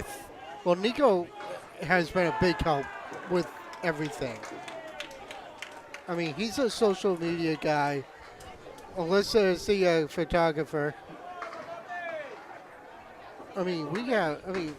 We have a full staff. I mean, and to think it just started with Bob Lee just aiming a camera by himself. Well, I want to get the live stream. I think we have a substitution here for. Oh, yeah, that's Nick Leach. Thank you. Just saw that. Thank you, Barrett. Thank you, Kevin. Oh, and Whitcomb denied 6-pin. Ruins his chance at a dazzling split conversion. Nick Leach also pulls out of here at Leah Links. And also on the Academy Pro League. Oh. 10 and a 7 here. Yeah, 3-pin pickup for Whitcomb.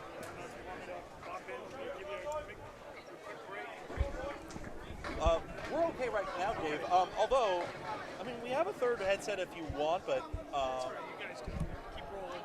Yeah, appreciate it. Good to see you. Yeah, same here. Forgive me, folks. I was just chatting up Dave Peterson, who's helping out today on our coverage as well.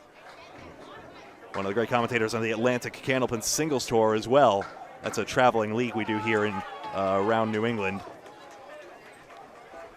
Timmy Douglas with the 3-1 split. Just Surette drops 8, leads the. That's Matero, in fact. Yeah, should be. No, I think that's Surette. No, you're right. We definitely know their deliveries offhand, that's for sure.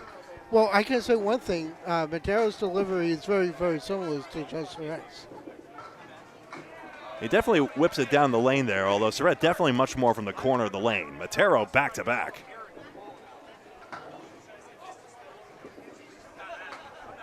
Speaking of whipping it down the lane, he takes a 9. 11 pins here. Maria Sums now enjoying an advantage, but we have seen how in the blink of an eye it can turn. This is why we watch every frame, folks. Well, as much as you can. We greatly appreciate all the time you've spent with us this week and all the days to come. But you just never know when a match could turn at a moment's notice. Just like the first game in the string. 10 drops 7, leaves a triangle. Oh, leaves the 4-5. Oh, that's not good. Now, he might be able to do No. Listen, if he plays the 4-pin where that piece of wood is, to me the wood is frozen to the 5. If he plays the 4-pin and caps that piece of wood helicopters takes out the 5. I had a feeling the Scorpion tail kick had a chance here. Let's see. Well, he bulldozes right through it, unfortunately. He wasn't supposed to play it like that. Mm-hmm. And he knows it, too. Of course. He knows it. Douglas takes an 8. The out is pretty good for Matero there. That's going to be 7. Or 8, excuse me. Even better out than that. 49 through 4. And it has a 2-mark advantage over his counterpart. Jeff Surette and Brian Fuller Jr.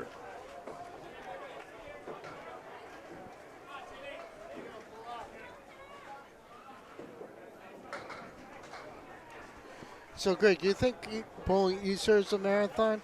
I can't picture what these guys are going through right now. In effect, 33 round-robin matches, plus possible 4 more rounds. You could be doing 45 strings when all is said and done. That's a grind. Check mark, right side for Fuller Jr. Which begs the question from some. Did I interrupt? I'm sorry. No, go ahead. Begs the question from some, why would you bowl this much? Well, I think the fact that we just seldom get the opportunity to unite the Candlepin community like this under one roof. The women do it too, by the way, with the separate tournaments. And that's this weekend too, by the way. Which is a pity that I cannot do both. And it's wonderful to see. And, you know, they just bowl like crazy. It's basically like squishing a league aggressively into 1 week so that we can all enjoy our company together. 37 in the ball for Surette. Jeff Surette, 2 marks and 3. Well, I said earlier, the round robin is like bowling in a straight league. That's exactly what this is, because you're bowling as if you're in a league. You're doing this for points. And, of course, whatever the cut is, there's your playoffs. Right Smushed there. league, squished league. I remember walking in here during the COVID days when the stage was only here. Oh, my God. This whole entire side was filled. I was like, oh, my God. And I was questioning, why are we even bowling if this is here? Right. Fuller's not on a spare, excuse me. And actually, Leda Lanes was the first place I actually picked up a ball after the pandemic, in fact. Went up here. I mean, New Hampshire opened slightly sooner, off target for Surette there. And the house balls actually came in a bucket, a sanitized bucket, back when like surface spread was a high concern about it. I mean, later the science proved that wasn't the biggest spreader of it, but back when that was a concern, the house balls weren't on the rack, actually. They gave you 4 in a bucket, and that was that. And yeah, honestly, it was still quite nice to be able to, you know, regain that sense of normality. And then, you know, eventually the community rebounded, even though it's 4 years ago. I still remember how tough that was to be separated like that and how wonderful it is to come back together like this. How about me working at Mason's? I started working at Mason's during the pandemic. Yeah. And I got to tell you, that was tough. Because after somebody bowled, you would have to go down, sanitize the area, clean the bowling balls. I even took the time and took the pins out of the pit and cleaned those too. I mean, that's it. Ooh, Winchell got that 9 to break up. Keep going, sorry. And I'm telling you, that I never want to go through something like that again. And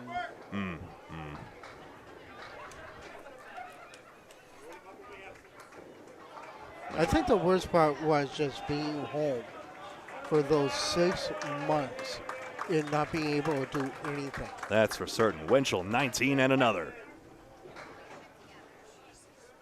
And believe it or not, I literally just had a knee surgery right before COVID hit. So I was recuperating when COVID first started. Yeah, And then when they closed all the schools, I was like, yeah, I'm done. I'm not going back to work until July. At I this mean, rate. it can't have been good for bowling rhythm, that we had to stay home, There's not the ability to enjoy the previous activities. I came up here one day during the COVID outbreak, and just to grab the orange pins that I have, and I was talking to Sean Howard, and he said, I can't wait till the leagues start up again. And here we are. And here we are. The happier days are today. And here's Jon Winchell on a spare. He's got 3, unfortunately. Actually, no, I think his happy days are here again. The Fonz, I am not. 7-pin alone for Chris Boisvert. 7-pin cluster for Winchell.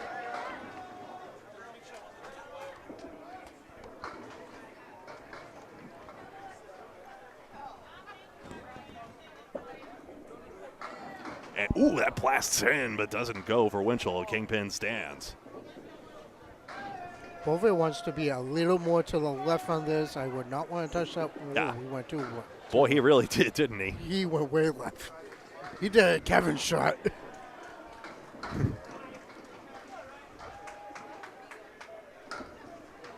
Getting a 9 box here. I may be a couple pins off. I'm just checking in here. And there's a top ball grand special for Chris Boisvert. Taking a look here, we got a 189 and a 205, so.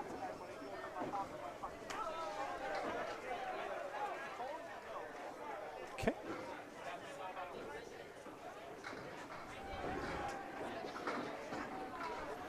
Sorry, folks, I'm going to dive into the score here and try and figure out my error. Meanwhile, Shawn Baker. I'll probably have a chance to do that in just a second. It's only a matter of 1 pin. Maria subs definitely with the advantage. All scores are unofficial until announced otherwise. Baker gets a 6 count here, 3-1 split. And 25-2. Here's Dave Barber. He's got a washout here, just 3 pins out.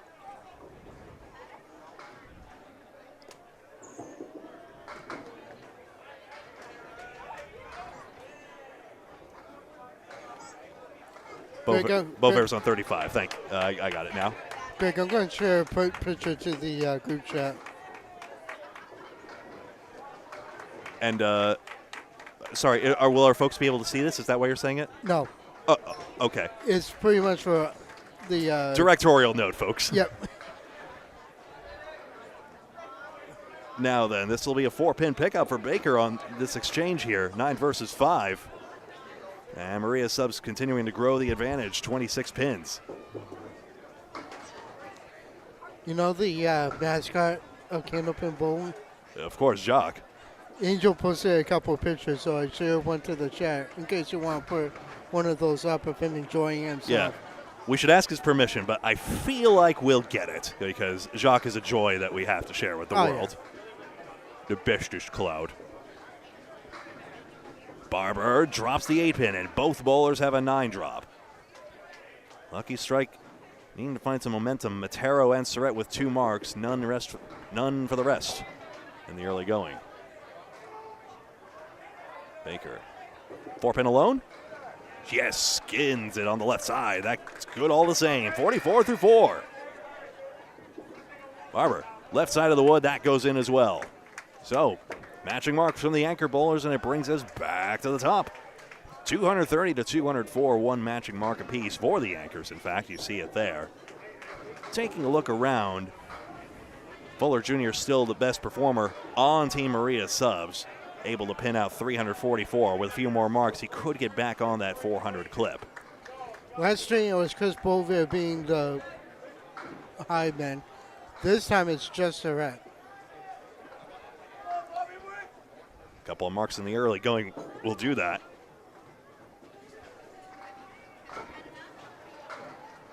Now, Nick Leach having substituted in. That's the asterisk you see there.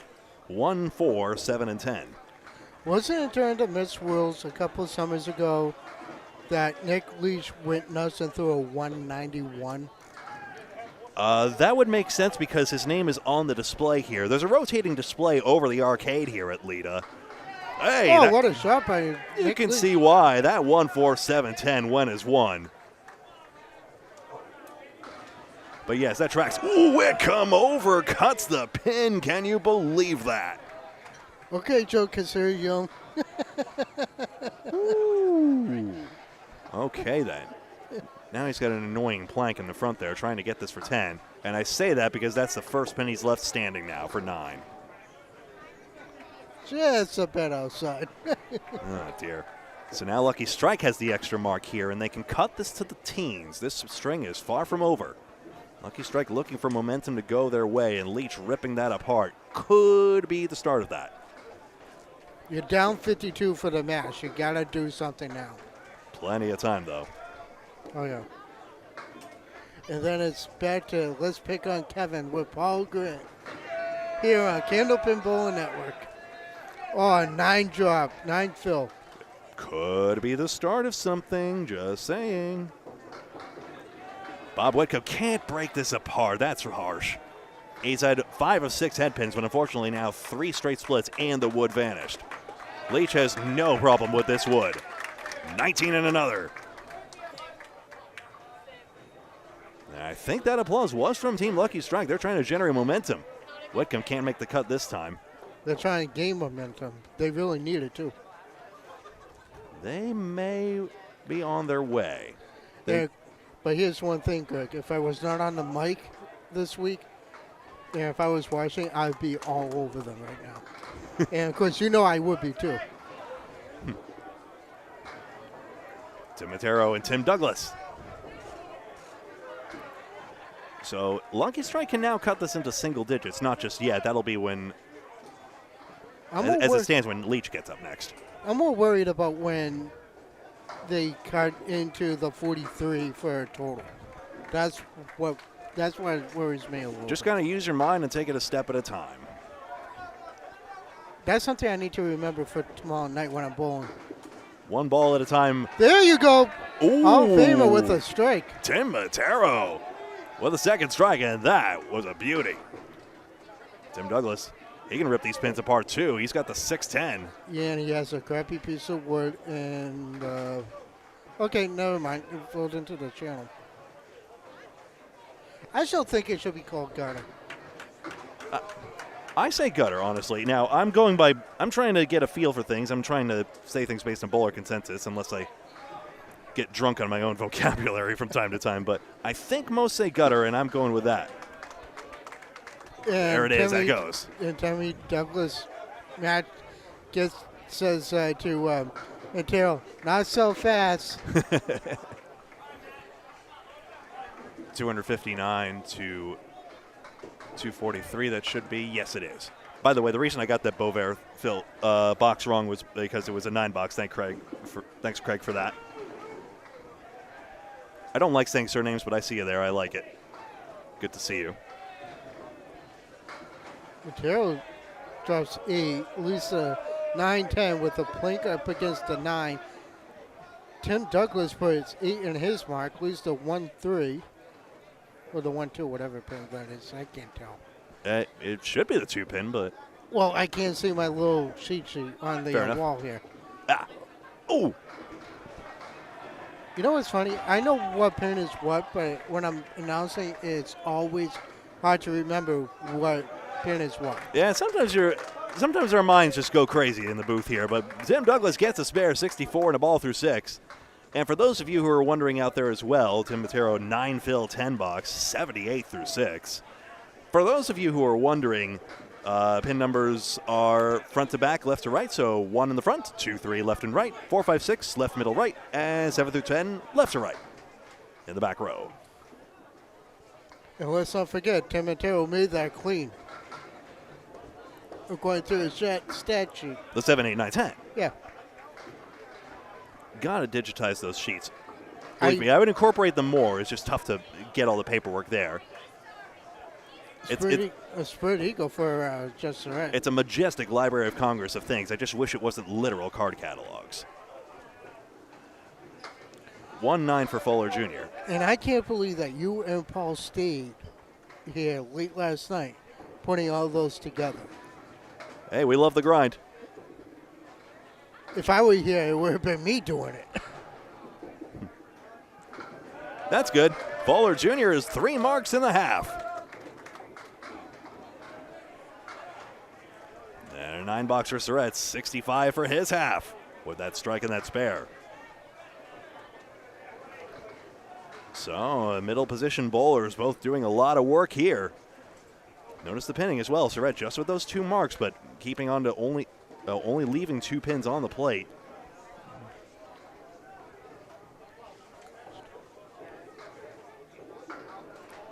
Pinning is 12 in favor of Maria Subs, all told. Head pin, 2 pin, and the 7 pin as well. That's the 5-6, unfortunately, for Fowler Jr. Good count. Bizarre leave. A 69 half. You know what my career half is? Hmm? You know what my career half is? What? 61. Wouldn't it be nice to get to their level? I was bowling at the level at one point, and I just crashed to burn. I had a shot at 4 miles an hour, and I just died. Surette will take a, I think he shook his head there. We'll check the call on that. Fowler Jr. takes a 9-box. It's, as always, the basic Candlepin rule of just checking to see. Nope, they called it a foul. It is a foul ball, so that'll go for 9 for Surette. Thank you. 74 through 6. Bowls call nowadays. Right. You know, call it correctly, please, and thank you, but we trust your judgment because we're a great community, and that's how we do it. Chris Boisvert and Jon Winchell. A lot of people ask me, what do I think about the lob line judge? Here's my opinion on it. You don't need it anymore because a lot of the bowls nowadays are more honest than anything. And keep going, excuse me. Back in the days when Channel 5 was on, yeah, you did need a lob line because that's how they work. But nowadays, you really don't need it. There is also a question of just, is it a rule or isn't it? But again, it just hasn't seen the need. Even though the resources exist to do it for, say, the final rounds of a competition, it's just not done. Boisvert check mark, not to be. And you knew it too. And Winchell a chance to grow this lead that is now stagnating in the 20s for Maria Stubbs and now will grow with his 3rd mark of the half. I can say one thing. Shawn Baker must be enjoying this because he used to bowl for like he strikes in the Worlds. Right. He was a powerful anchor in that 2022 finals. Even got a double strike. But Team Academy Lanes was pretty much going wire to wire in that. That was the match that you were calling, right? With Elichat, if I remember. That's right. We had a live broadcast of that. Corey Alisi was on the call with me. And Frank DeLuca and Brendan O'Dowd are doing tech. Because I remember, that was the year I made my announcing debut, if I remember right. Because I called the match with you. I called the playoffs with you that year, if I remember right. And I had to call a playoff match all by myself because Anthony and Karen had to leave. Winchell. That's right. Winchell 65 half. Boisvert can't run the horseman down. Ran down the back 3. Just let me say one thing about the horseman. It never goes in this place. You really have to be. Ooh, boy. You really need to do some wishful thinking for that to go here. Okay, I wish I hit the head pin first ball. That's what Chris is saying. And Chris is going to say. I didn't want to add him aggressively. After all, I mean that's kind of punching up, to be fair. I was just saying to Terry Ann, the leagues here at Leda is supposed to start at 7 o'clock. There's no way they're going to start on time. So I mean, technically, from this point, it would have ended by 6 o'clock had the schedule run perfectly to time. But you know, there's a few little delays there.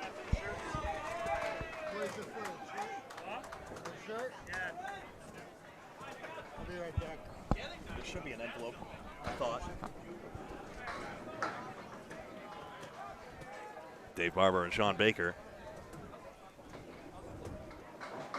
Barber rips into this head pin, 10-pin tips as well. The fill is 9. And Barber with a 19 box. Get the engine going. Shawn Baker is 44 in a ball. Here we go. He's got his head pin as well. Strike on spare. And he has the 3-mark half. Goodness gracious. How many 60 halves has it been? I'm going to have to count this up, folks. Barber spare try doesn't get the 7-pin and another opportunity away. Taking a look here. 1, 2, 3, 4, 5 of these bowlers have 60 plus halves. Tim Matero, Jeff Surette, Brian Fuller Jr., Jon Winchell, and Shawn Baker. Barber 10 box. Oh, yeah, forgive me, I had to do that. Yes, sir. Just want to thank one of the members of one of the World's teams for buying a Candlepin for Cancer shirt for 25 bucks. We found the drop envelope in the end? Yeah, I did. Excellent. It was buried underneath the new towels that Ken Baker made. Nice. New merch just dropped. Yep. Unfortunately, the merchandise is not available online, folks, but for our local community, Candlepins for Cancer, of course, being very much for the local bowling community in any event, you'll find. It's a great way to fundraise for a great cause, just bowlers helping bowlers, quite simply. A beautiful way to put it. I don't know if I should mention this, but my family has been going through a couple of cancer diagnoses as of late. Mm-hmm. And with me being part of the Candlepin community, and because of me, my family qualifies for the charity. So I reached out to Al Johnson, told them what was going on.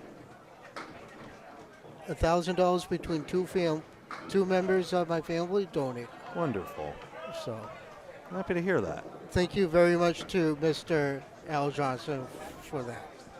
Hall of Famer. I called that on a past Candlepins for Cancer broadcast before it was actually true, but then it became true. I guess it wasn't a terribly amazing prediction to make. His career accolades speak for themselves. Baker filling the strike still. Chance to top it off with a 10 fill. 10-pin goes. I think Al will be remembered for not only what he did for the game, but for starting up an amazing charity like Candlepins for Cancer. Barber's got that 10 box. So he's gone 61 through 6, and we take a look here. 2 marks to 1, 40-pin advantage for Maria Subs, and that extra mark. So now the Maria Subs advantage accumulating rapidly here, and after they wrested control of the first string at the very end, the momentum continuing to go in their direction, and a chance to pick up another 2 points in the string, presuming all holds. Probably on the head pin. Nick drops all 10. Spear on strike, a big 20. Strike on spare, 81 plus 2 through 7. Bob Whitcomb has one of his better leaves here. He's been very accurate on the head pin. No surprise there. But unfortunately doesn't get on the 3-pin. And it's really only, I think this is really only the first time a second ball has outright gotten away from Whitcomb. He's been so accurate a lot of the rest of the way. I wonder if his foot is bothering him. Well, one can only speculate. He's not showing any. Well, who's to say? It's hard to say. To me, his approach is fine, but I don't know if his foot is bothering him. Yeah. I don't know if it's his sliding foot. I don't know if it's the foot that he doesn't slide on. In my experience, I found I do a very poor job of noticing when bowlers are hurt because they hide it so well. You know, their technique looks mostly unchanged. And then you see the results at the other end, even though this is a split, that's still Whitcomb being as accurate as ever. But here's the other thing. If you look at when Tommy Morgan was battling brain cancer. No double fill, go ahead. When Tommy Morgan was battling brain cancer on the in 2002 during that, you could tell he wasn't right. You could tell he wasn't right. Mm-hmm. Everybody in the bowling alley could tell he wasn't right. even when I still watch that match on YouTube, I can tell he's not right. Okay. Yeah. What a legend all the same, though, and he got the reception he should have on that one day on Channel 50, I remember. That was a nice sight. But the only blemish was I wish Tommy Osa did not light up Mike Morgan like he did, because I'm pretty sure Mike would share some of that prize money with his brother. Well, you compete to win, and the bowling community always has it the right way around. You compete hard on the lanes and then are the best of friends off the lanes. And, I mean, who's to say all the same, we see it all the time as well with Candlepins for Cancer, where many bowlers will voluntarily give their prize money back to the charity.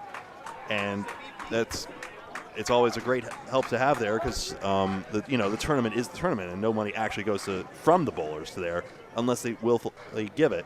And when they do, it's just a great gesture and a great show of support for the rest of the community. Douglas gets a rough fill here, a 4 fill on the spare.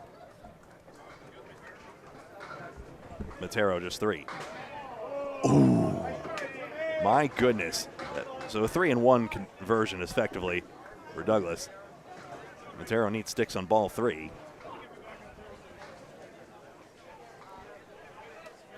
Same thing. Apparently Matero's hurt, but I can't really tell it. I tell you what, he's been doing quite well for himself here. Doesn't need this third ball to keep the string going.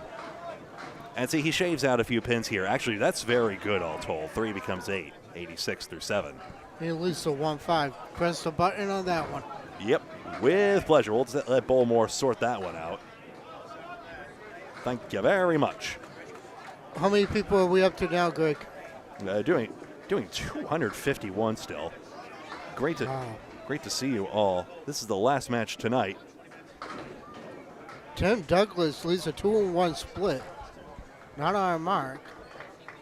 Matero drops 8, leads a 6-10. A piece of wood that rolls out of harm's way, but he has a plank in front of the 6-10. Oh, this is going to be pretty if Demi makes this. By the way, Gutter definitely wins out in the poll over Channel. Gutter over Channel. What? Gutter versus Channel. I think most of the chat saying Gutter here. That's what I had a feeling. Good to see you, Drew, and welcome, Todd. Great to see you in chat as well. And a spear for Mateo. There it is, his 4th mark. Did Drew Steele comment on that? Yes, he did. Good to see him.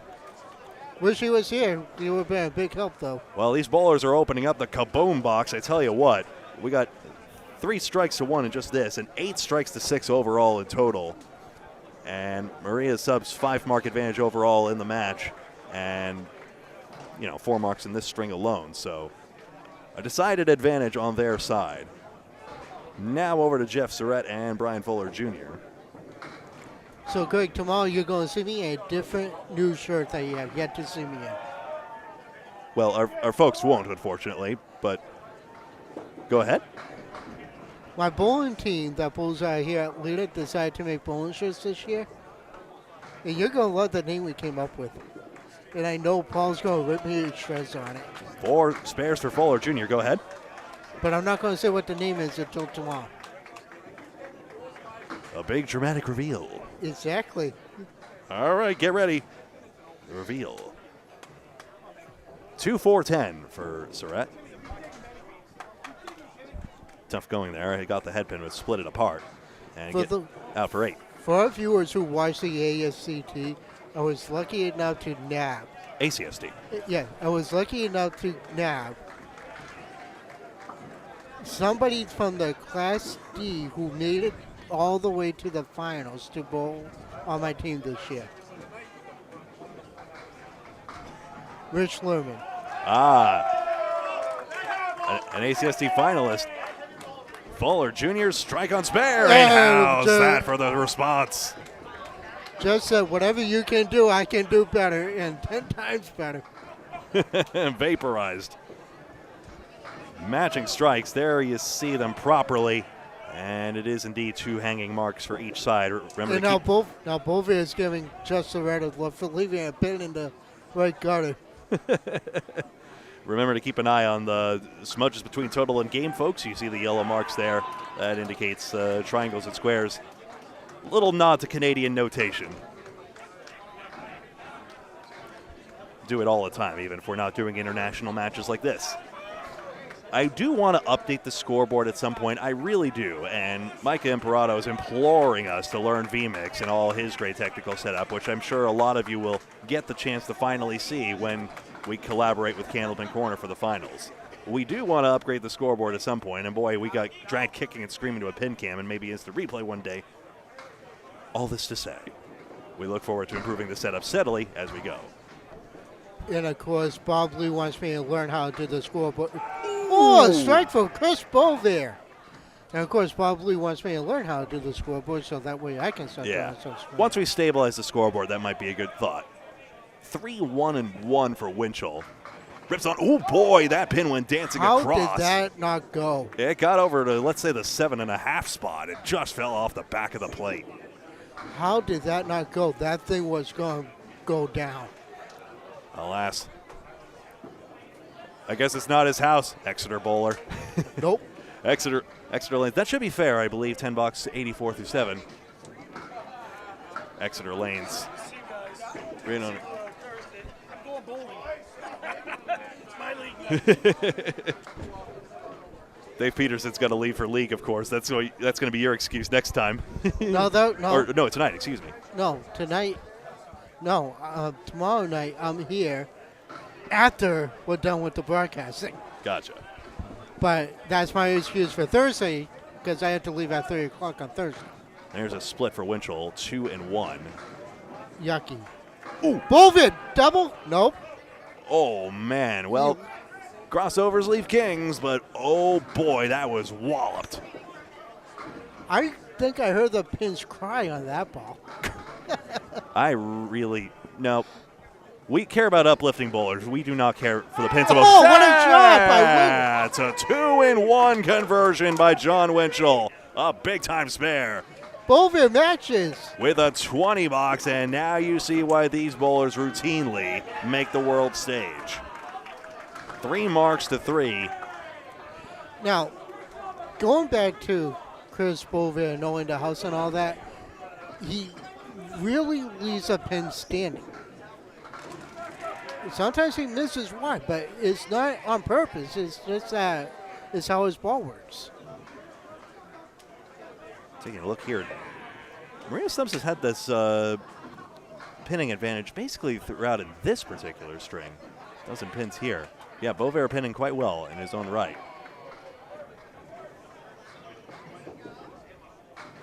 This is Shawn Baker. He's got a 7, Phil. It should be, oops. I was wondering what that was. One day I'll learn to mute all my microphones. That'd be lovely. Dave Barber, 6 Phil. Shawn Baker's on the Phil. I beg your pardon. He's got the 7 Phil. Now I've got it the right way around, and Baker's got this untangled for his 4th consecutive mark. I'll just leave the smudge on screen. Barber just has to bulldoze the wood for a match. Dave Barber is the son of Hall of Famer Jim Barber. Speaking of lucky strike lanes, the former bowling center in Lynn, for which this team is named, Maria Subs is an actual sub shop. I forget it's in Scituate, Massachusetts. I could just read the shirt. That'd be nice. It's right there, right in front of you. Precisely. First prize since 1965. Now you know. $5 for Baker.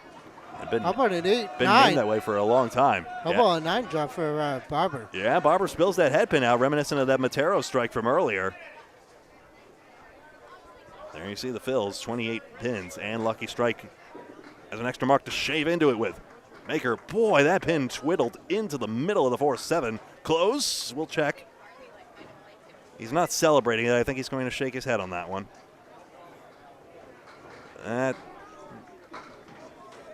Taking a look up here. Baker's is a 10. That is doubtless. And I do see an 8 on the board for Barber, so that's where we're going to leave that. All right, to the top of the order we go. 459, 489.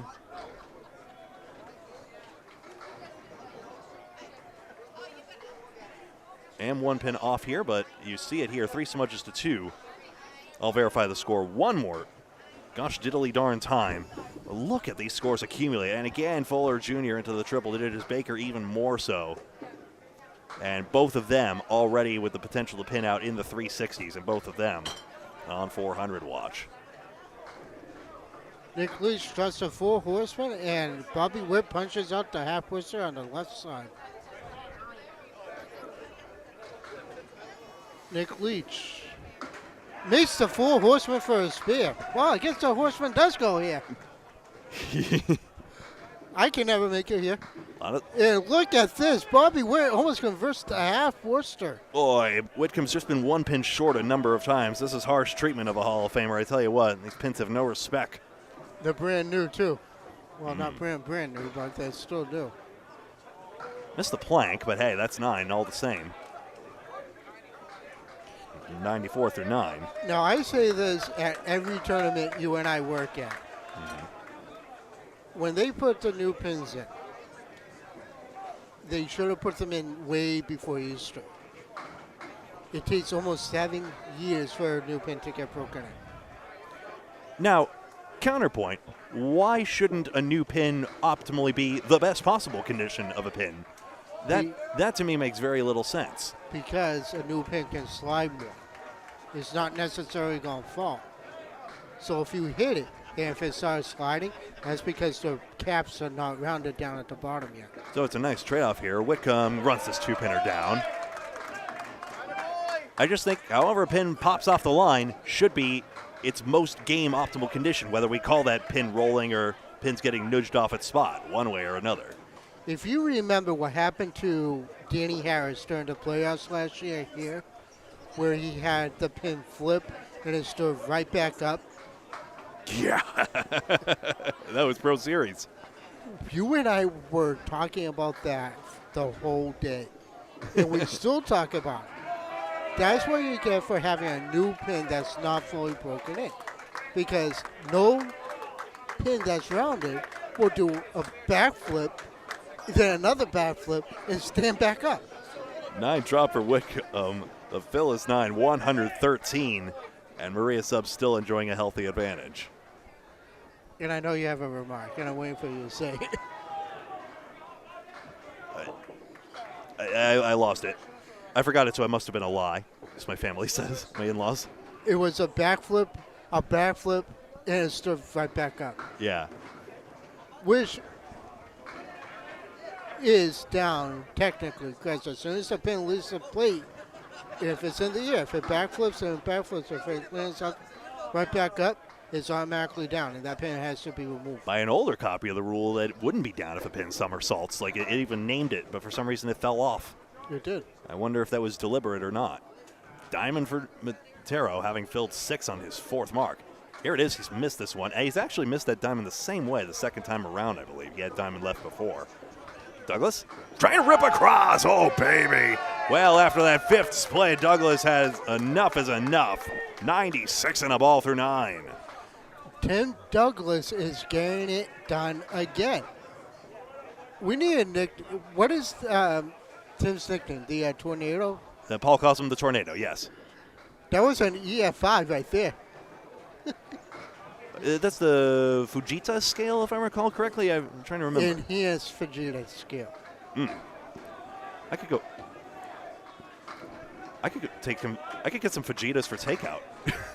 Oh, Matero with a bulldozer of the spread eagle, and it's words of Steve Hornshaw. How does that happen?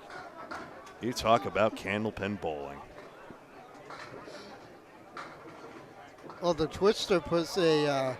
Well, there's another nickname for him, the Twister. That's Scott Douglas. Yeah. Oh, that's right. Yep.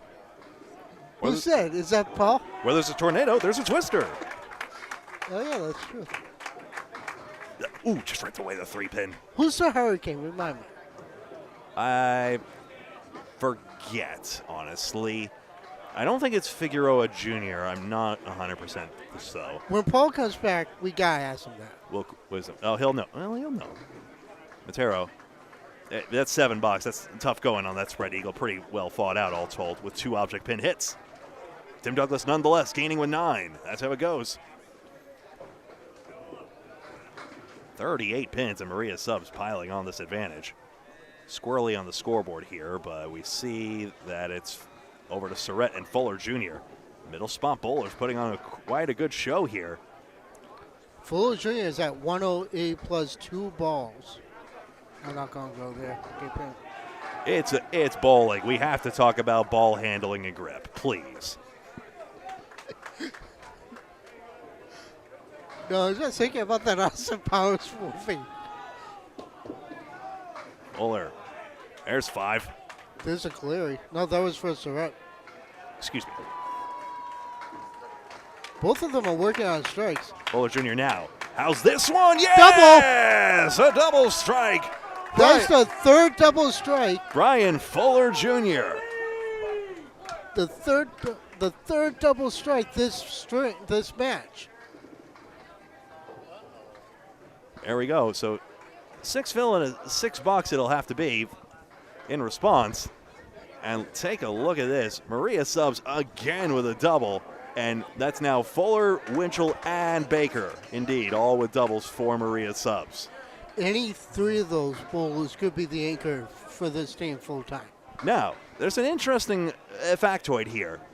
Chester Fred drops 5. There's a very interesting factoid in that Lucky Strike actually has more strikes. 10 strikes to 8. Sure. Fuller just puts 3 in the first strike. So, sure, Matero cheesed one, but they are getting just as much impact on the head pin. And just as much split luck as well, near equivalent head pins. But if you double the strike up, you get them adjacent. That's how it goes. 7 in the second strike, followed by just a spare. 114 and a ball. Surette again having another good solid string. In a 9 parts for Brian Fuller Jr. for a 138. It should be 147, sorry. 147. A 55 pin lead in the string and an 82 pin lead in the match. And as Paul Grant would say, wow. 6 pins out for Surette. He gets 120. And we take a look here. 533. I'm a pin too high on someone. It's not Fuller Jr. He got the Ronnie O'Sullivan 147. Looks like Douglas should be on 111. I'll knock him back a pin. And there we see it.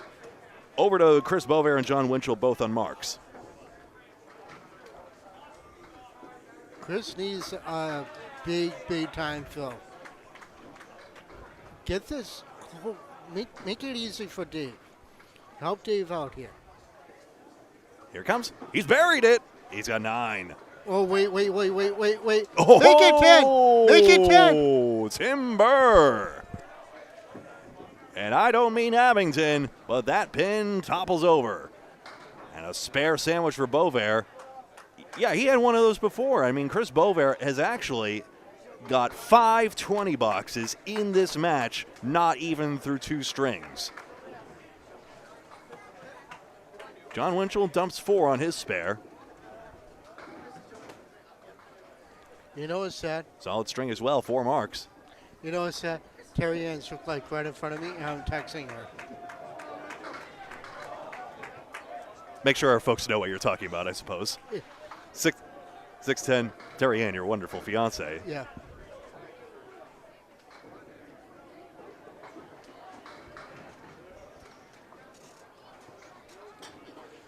Here it comes, 10 pin out, and that's a 9 box. Just a good bowler in her own right. Gotta get her more into more tournaments. So.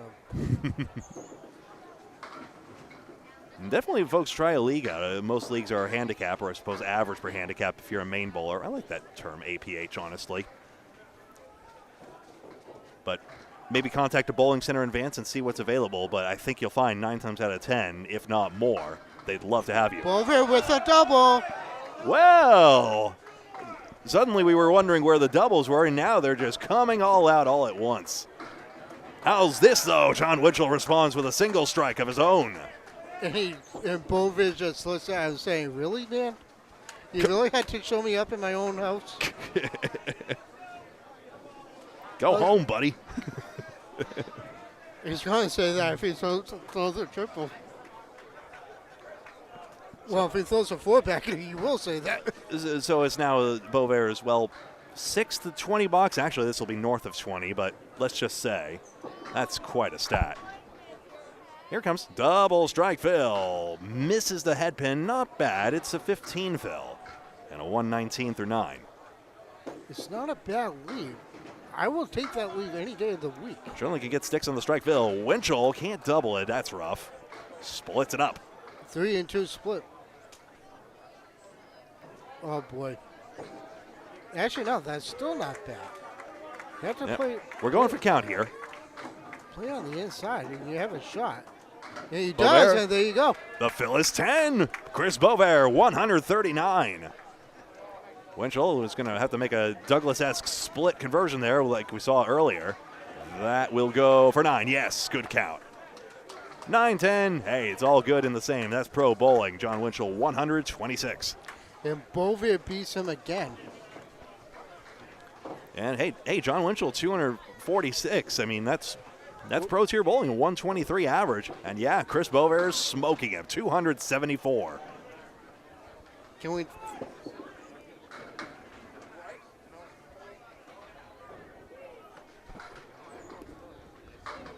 Now. And Dave Barber follows suit with Boisvert and gets a strike off his own.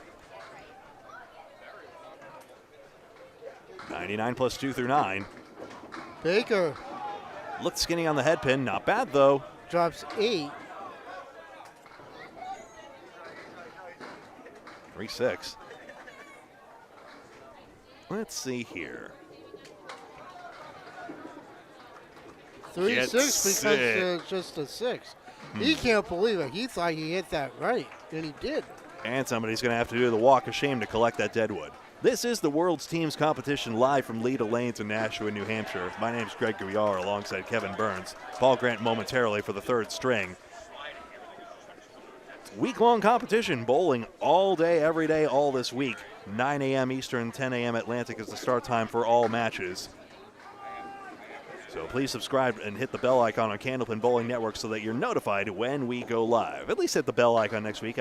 You could change your mind. We put out a lot of content. Honestly, we won't be offended. But I definitely recommend it for this week so that you know when the Worlds is going on.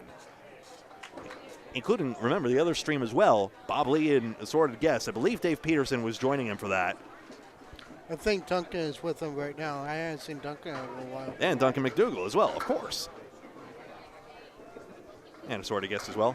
All has had Alyssa Smith or Alicia Kaczynski, I believe is the formal Dave term, Barber. excuse me. Dave Barber with post 7.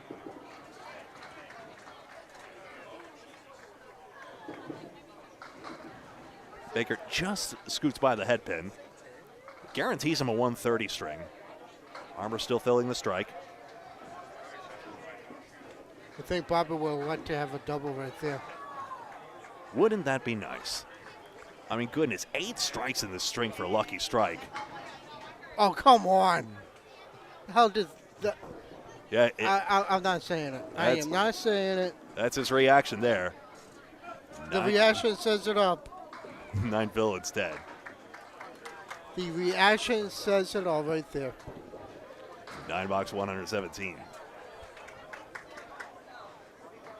A 117 is a respectable score, but it's low for his standards. And Baker with an 8, that will put him at 133. Hey, that's why it's an average. Sometimes above, sometimes below. We take a look here and see how everything shakes out. That's another 2 points for Maria Subs over Lucky Strike. 616 to 630. Same lineup? Maria Subs will eat the same lineup here. I did not get the chance to officially confirm, but that should hold, all told. And it But looks here we like see we're the going to have a scores. substitution here for... Okay, no. It's the same lineup for... There we go. Whitcomb already up there with the 6-10. And Nick Leach drops 6, a 2-2 split.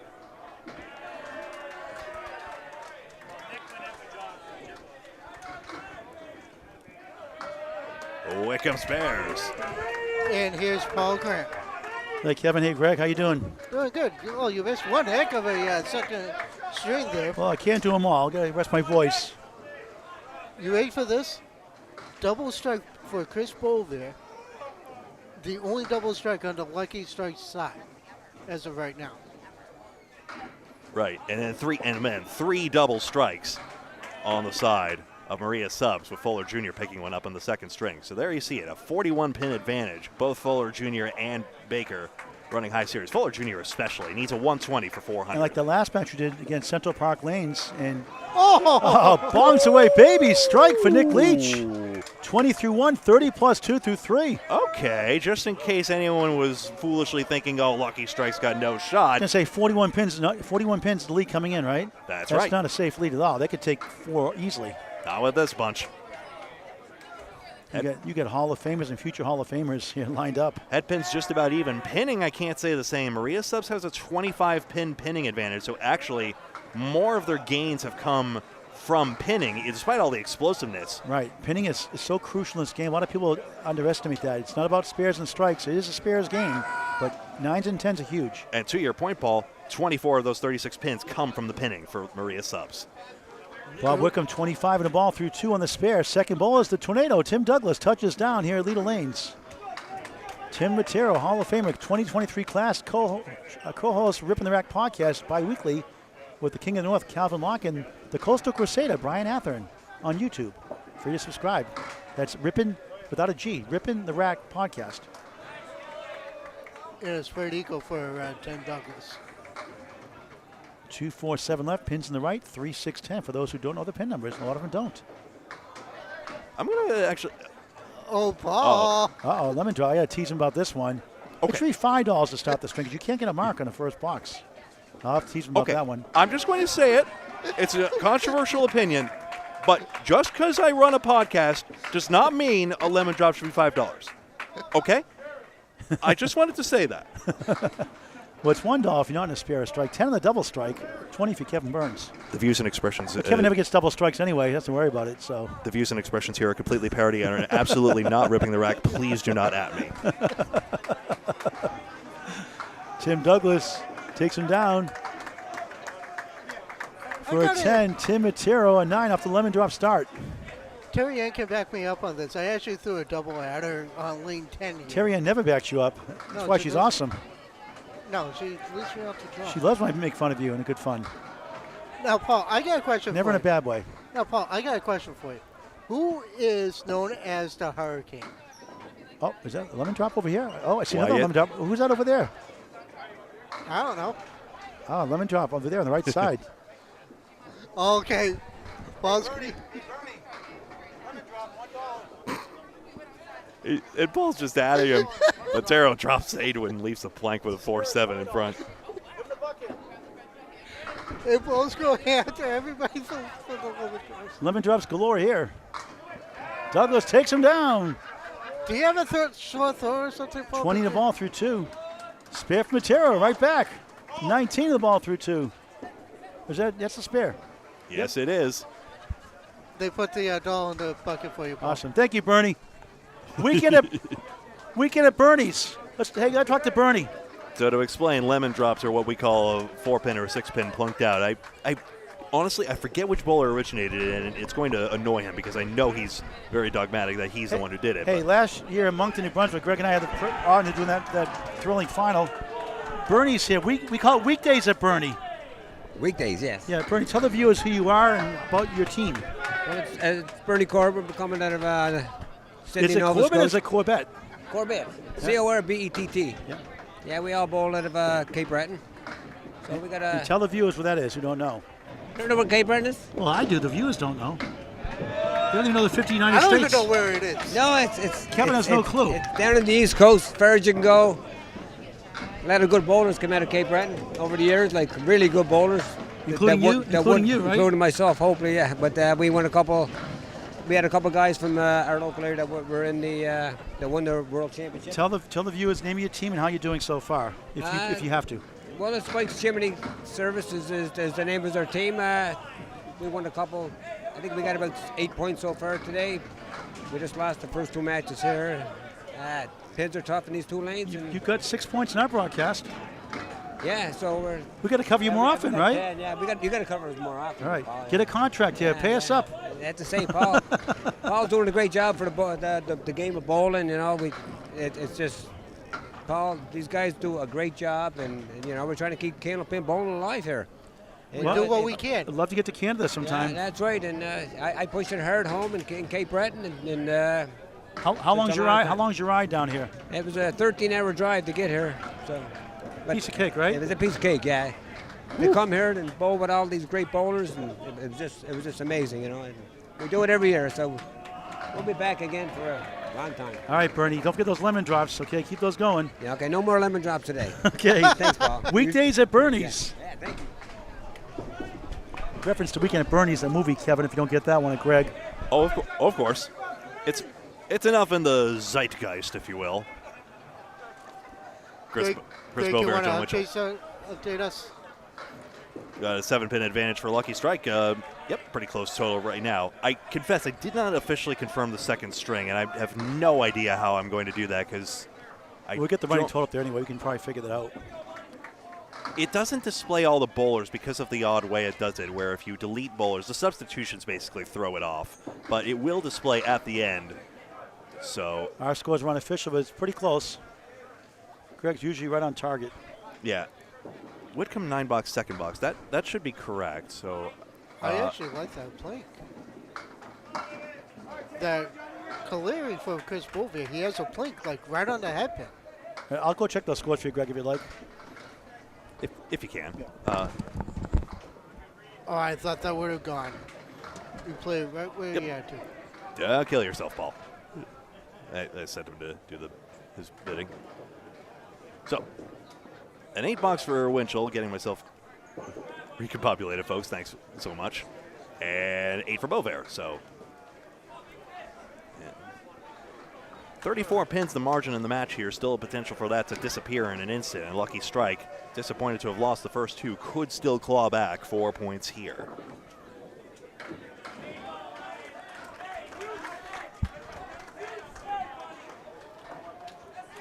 I'm just going to check in. Thank you so much. I'm going to check in here.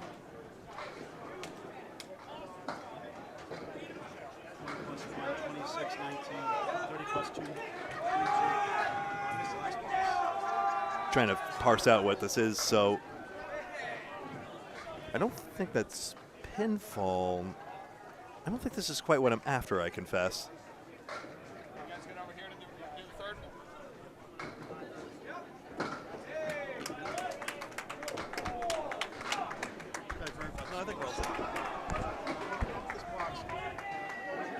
Thank you, folks.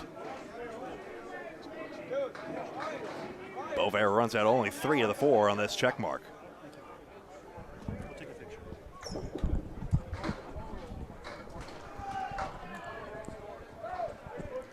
Winchell pinning out on the 3rd ball. He gets a 9-box.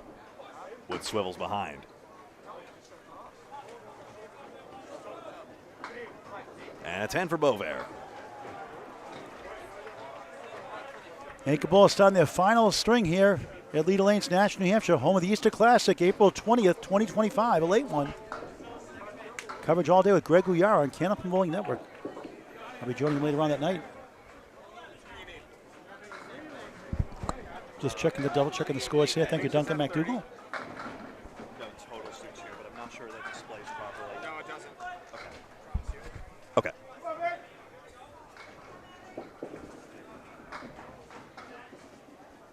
We're in the final string, match 3 of 3. Tomorrow morning, start over again, 9 a.m. the rest of the week through Saturday morning, including the semifinals and the finals. Greg. So unofficially, we have a 33-pin lead here. String total is correct right here, 89 to... No, it's not correct. Okay. Shawn Baker, meanwhile, Greg gets that scoreboard correction. It's hard to see here, and the scoreboard's very tiny. Now, way back here, people standing in our way.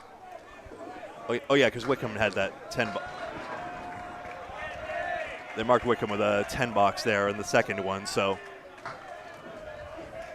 we're going to go with the official score here. That may have been what chat was wondering. Maybe someone saw the Cubica live and saw it was a 10 box, but thought it should have been a 9 box, but it's marked as a 10, and that's what we go with. The Trials and Tribulations live streaming. There we go, a spare for Barber. 3 marks to 2 now for Lucky Strike. That goes out of the gutter. I think you'll find that should go for 8. The channel. The gutter. The channel. You want to tell him what you and I were talking about? The ICBA says channel. Yeah, and well, center, not alley. well, we the people say gutter, and I mean we the people is a very constitutional preamble thing to say, but The 200 plus people that are tuning in right now?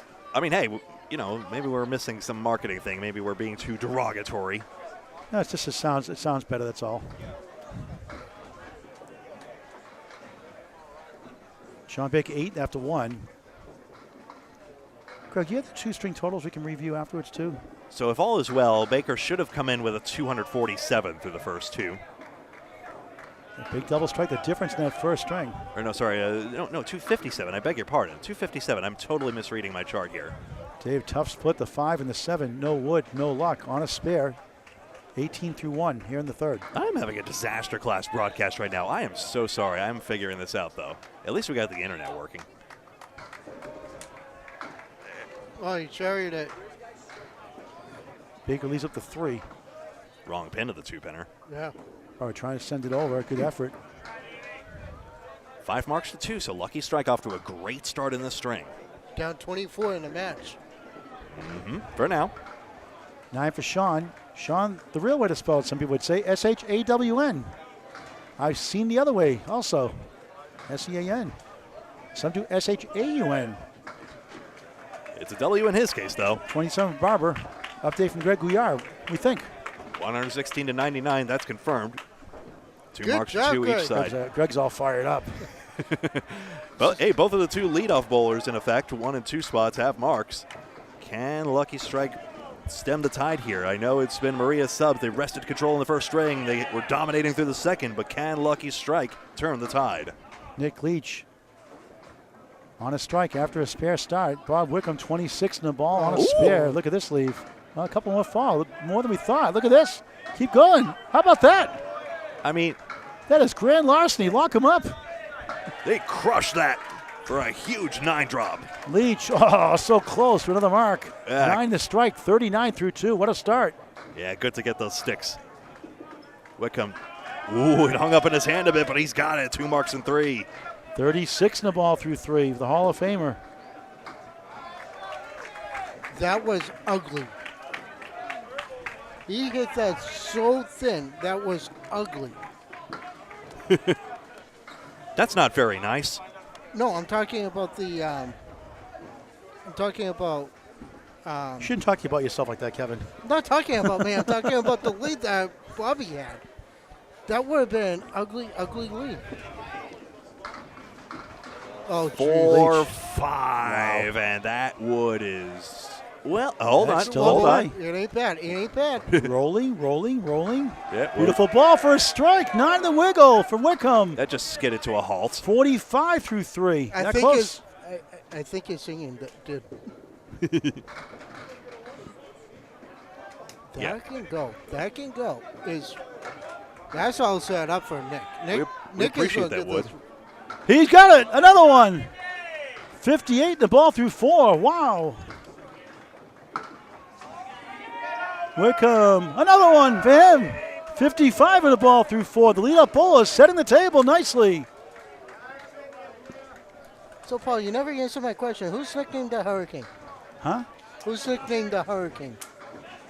Angel Figueroa. Yes, it was Junior, right. Junior. It was Junior. It wasn't Senior. Junior. No, I said Junior. He was 14 at the time. He threw a 181 and a 649, broken on the Candlepin Cancer mini money match with Justin Kochi. And I always tease Justin Kochi that Angel carried him once again. So I call him the Hurricane. A lot of the nicknames are disaster, aren't they? Tsunami, Firestorm, John Blaze. Well, It's good to see the destruction at that end of the lanes, that's for sure. Tim Matero on a spare, 7, 26 through 2. The Tornado, Tim Douglas, 8 on his fill, 28 through 2. Matero just missed on. Douglas has made a blinder of a split already once. Good effort there. It was a 3-2 conversion earlier on. Matero sticks with 7 on the third ball. Douglas picks up 3. Yeah. Hey, he crushed it. He got the cap. He crushed it. That's well done, all told. Pin perfect through the first 3. All the pins knocked over. Pin perfect is my term. It is not a universal Candlepin term, but Candlepin's term for it is a perfect game when you get all 10 spares of strikes all the way down. Tim mentioned earlier, as a 194 high single did in the 2022 Worlds at Academy Lanes Pub 125, Haverhill, Mass. Our highest scoring string on our live coverage on Candlepin Bowling Network's history. Matero drops 9. The king is the 5. Douglas for a strike, 9. Holy smokes.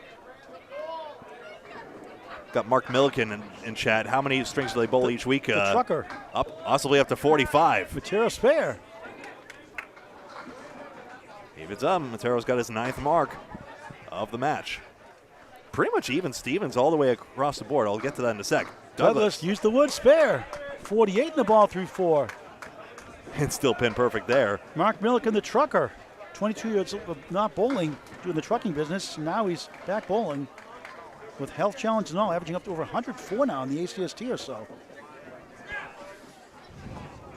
I'll actually hold my thought because I want to see if something changes about the statistic I was about to say.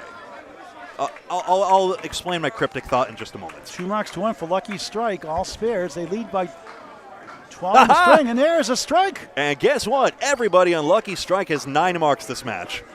Are you serious? Yes. All the bowler slots. All the bowler slots anyway, but 9 marks each spot. Kevin gets 9 marks in a month. No, I don't, Paul. That's a mood. Nuh-uh. Well, in February you do. Except for leap year. 5, 7, 8. Oh, look at that. Oh, Almost come got on. it. Wiggle on the 5, won't go. And Lucky Strike making a big run. 3 marks to 1. At least the horizontal plank was there to get 9. Brian And Fuller 10. Jr. 10. 29 through 3. Needs 21 bonus pins and not lose any of them in order to get 400. That is neat. 9 marks for everybody on Lucky Strike. Do you have the schedule for tomorrow again, Kevin? For tomorrow, the schedule we can. I have to look it up. Okay, we'll get that to you in a bit. We mentioned it earlier. Greg, how many more pins does Boisvert need for 400? Boisvert requires 28 more bonus pins, and that is pins loaded on a spare strike. Hey, Fuller Jr. got a strike. He's 21 away and now can dump at least 10, if not more.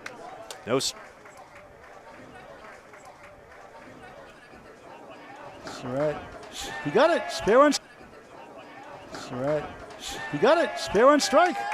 42 through 3. 52 in a ball through 4. My parody. Not Perotti, right? Like Charlotte Perotti? Hello to her. Hey, Western Mass bowler. a lot of great Western New England bowlers showing up at ICBA tournament. That was fun to I watch. was so happy Ali Atwell. She finished 2nd. Yeah. That was awesome. Good story. So is Avon Valley Lanes, Avon Valley Lanes tomorrow morning. Prosperity U. Then we have A Plus Accounting Current champions. 5-time title. and Academy Lanes. Ooh, 2-time champion. And our last match will be Maria Subs and Abel. So we close up Maria Subs first 2 days. And after that, I'll be able to bowl. Boo. That wasn't worth mentioning. That was lame. Well, I have my league right If after. I said it, but in front of you. All right, then say it. Then say it. Greg, you haven't touched that sky, but you have to give it to Mike Warren if you don't eat it. I have so many stimuli, it's crazy. Not stimuli's? Yeah, stimulus. We need some sleep. I need some sleep. I'm trying to figure out this. I'm getting a report that the internet. Yeah, internet quality is Suspect. Yeah, internet quality is a little sus at the moment. We're working on it. It may just, it hasn't acted up this whole time. I guess it had to get its revenge at some point. So, thank you, folks. At least it's not kicking you out all on the stream. I'm going to be honest with you, folks. I have no idea. I mean, these bowlers are an amazing show. I have no idea how you had the patience of a saint to wait through those live streams. I mean, this is how much the community loves bowling. And we thank you all for your understanding. Boisvert crossing over 6, make it 7, 7, 9, 10. Wood rolling around. Not going to be easy. That's not going to be easy. Gotta go high. Jon Winchell powers 8, 3 in the 6, spare chance. Wood behind, and now in between. Did that get in the way?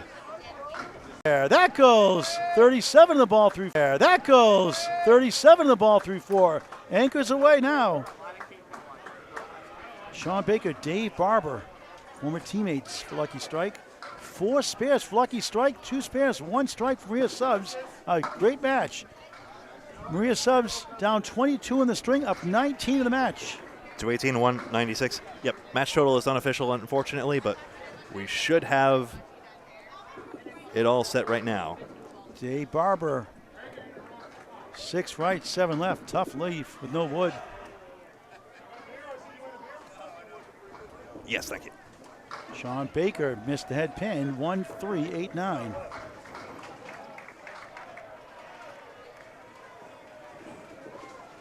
Dave, good bid on the object.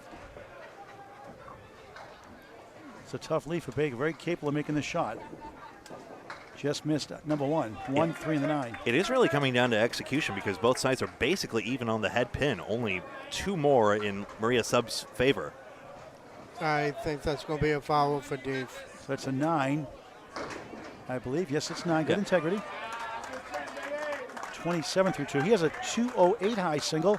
I asked who's a better bowler, you or your father during the peak, and you said he was. And the reason why, he has a 208 high single. His father has a 206. Jim Barber in the Candlepin Hall of Fame. Through 4 strikes thrown on Channel 5. Over $3,000 in that quadruple strike. Pretty good money.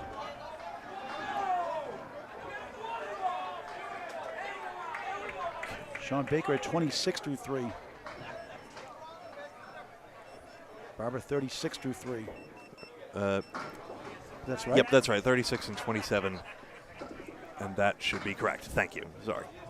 By the way, Whitcomb was scored as a 10 box in the second, so if it should have been a 9, bowlers didn't catch it, and on we go. Neither side did.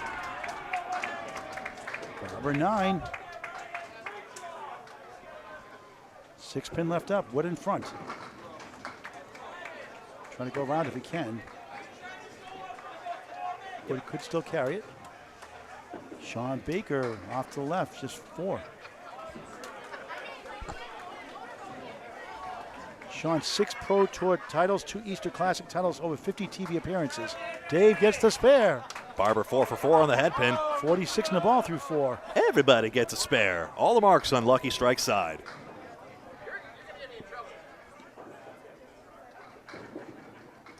Baker, what a try. Almost. 6 pin couldn't quite get to the 6, that piece of wood.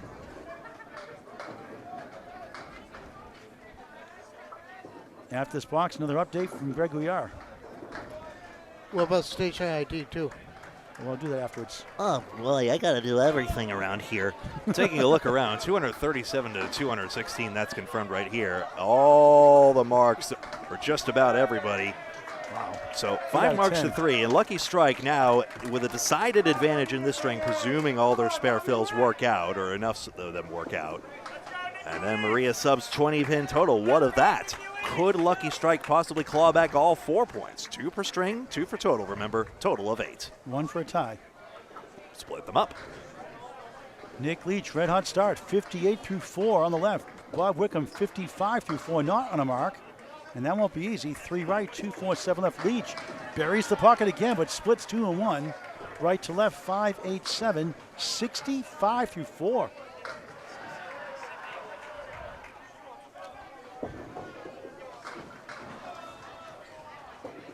I wonder if Whitcomb has any play on getting on the right side of that 3-pin. It would be a lot. I don't know. I mean, Good effort. he did, but a little too far. Very inside. capable of making this 10 box anyway. Leach from the mark. Missed left that time.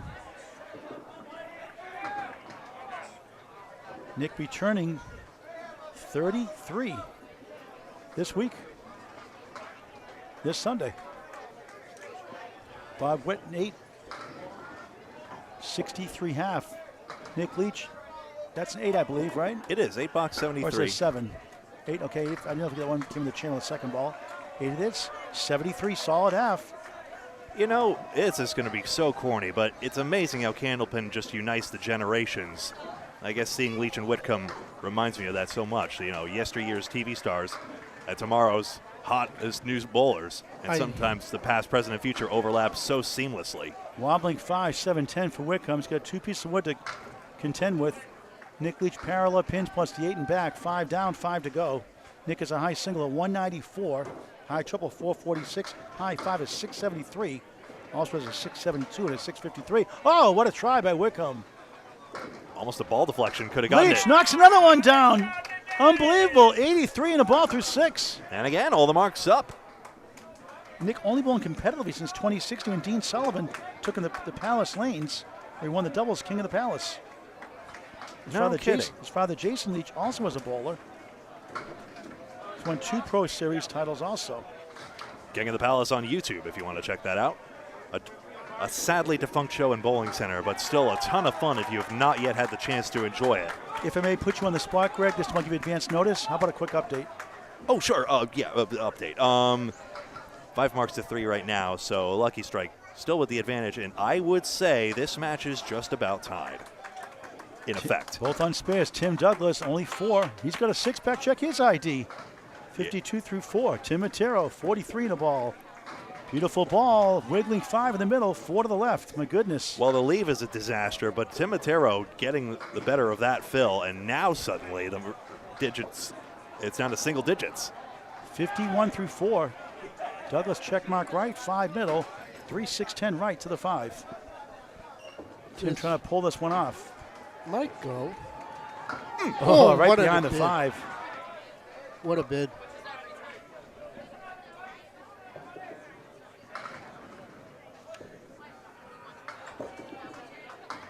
Douglas, a rare 7. Matero 9, gains 2 more.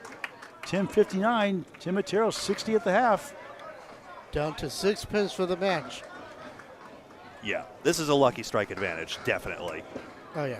Lucky Strike up 35 in the string. Like Kevin said, down just 6 in the match. And we thought it was going to be Lucky Strike 8-0 with the way it was going at the early going, but then just double strike momentum changed everything. Tim Matero once had 7 strikes overlapping 2 strings in a row. And with a 4-back, and they started the next string with a triple strike in the past. And 7 in a row is probably the most I've seen documented. I'm certainly thinking of Ralph Semm and Chris Sargent when I say that. Single pins each. You'll have to explain what that is. Second ball or third ball here? I couldn't see. Second ball coming up. Douglas picks this up. Does this spear for Douglas? Matero But just Matero missed it. just went right, left, just missed. I think his back hurts a lot more when you miss those. It feels better when you make them. Tim 69, the ball through 6 from Marshfield, Massachusetts. Matero, Paul Grant special, missed the second, make the third. That's not a good Paul Grant special. 70 through 6. I hate to say that's not a good Paul Grant special. Only if you win. Tim Matero made 17 or 18 marks. He said, I wasn't sure it was 17 or 18 consecutive marks in a row during a match one time. Big fan of Russ Neely Sr. Hall of Fame, Charlie Milan, Dodd Petty, Karen Matero, currently Craig Holbrook, Bob Wickham, Jeff Surette, Amanda Carroll, Jill Wood, and too many others to name. Many state records we'll try to get to if we have time. The greatest shame in not being able to cover the women's competition as well as the Jill Wood and Melissa Sinton erasure that effectively happens there. Those are 2 great women bowlers that we just don't get the chance to cover as often as we wish we could. Brian Fuller Jr. is on a strike. He's got the 7, 9, 10 with Wood to work with. Jeff Surette, 52 in the ball through 4-5, 57 through 4. Oh, Canada, you're not our native land. But we love you so. Root for all the bowlers. Just against the pins. Trying to spin it over. He got it! Wow, what a Great shot, spare on strike. 49 through 4, 59 half plus 1. He needs one more mark for 400 still. Oh, what a try. He got it. Treetop to 9. Surette spare. 67 the ball through 5. Crazy. Now that's the Cleary going all as one. But that's how it goes. 70 half possible for Surette here. Fuller Jr. not far off that at all. Fuller Jr. had pin perfect in this half, 5 for 5. Here it is. And he gets 8 here. Come over, Wood. Wait a second. Okay, it's frozen to the, nope, rolls away to the 5. Oh, Surette missing a strike just. Clobbered that pocket and drops 9. And there's a Wood out play. And somebody has to take the walk of shame to retrieve that piece of wood. Is that Craig Holbrook? Oh, my God. Yes, it is. Wow, the Hall of Famer is going down to get it. I mean, Hall of Famer, future Hall of Famer, probably Hall of Famer. The Hall of Famer that beat his father on TV. Yeah. Sorry, Jeff, I love you, but I just had to say that. And, of course, had to. Did you see how Holbrook was carrying the pin when he came back? It was like bear hugging it. It's like a health class, keep the egg safe project. Oh, with all the pins I have at home, I do that on occasion. Oh, no, the wood ruined that shot for Surette, unfortunately. I thought he had that covered. Spun the cap, unfortunately. Oh, what a shot by Fuller. Ball grand special. I guess. That's a harsh one, but it's a 10 box. Fuller still only left 1 pin standing in this string. 77 after 6. And that's a 9 for Jeff Surette. That will put him at 85 after 6. Taking a look. 11 pins is the difference. Chris Boisvert and Dave Barber and Nick Leach are working on Mars. I mentioned the pinning advantage, which is currently 27 in Maria Sub's favor. All of them are pinning at least 9 per markless frame, basically. So on the third ball, on average, they're getting 9 or above, which is great pinning. 9s are fine, usually. 9s are fine, 10s are better. I regret not knowing the exact total, but we will confirm in a second if necessary. Winchell gets 6 on this one. Match points are not in doubt. Maria subs up 4-0. Boisvert, spare fill is just 4. That's a top 4. So that fizzles out, but still Lucky Strike growing the advantage in the string, and they still are likely within single digits. Winchell just a 3-10. Just off the headpin on that. Boisvert just off the headpin, but he takes up 3. And now the 1-4-9. Now this is probably what a bunch of squares. This is ridiculous with these kind of leagues. I've been pulling this house for my whole entire career, and I've never seen leagues like these before. That's a 9 for Chris Boisvert. And a 9 for Winchell likewise. Checking up there. We have...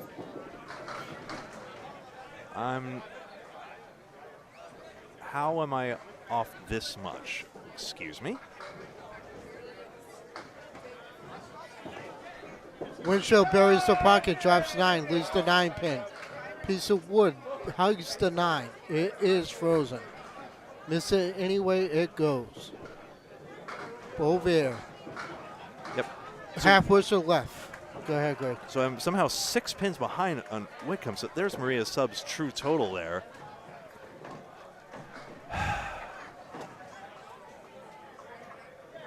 Go ahead, Kevin. Yeah, I'll just announce while you're trying to figure that Nope, I'm all set now. Okay. Winchell chance here on the second ball. Get rid of this plank. Into the 9. I told you it was frozen. Anywhere on the wood it goes. All gone. Boisvert drops 6 more on that Worcester.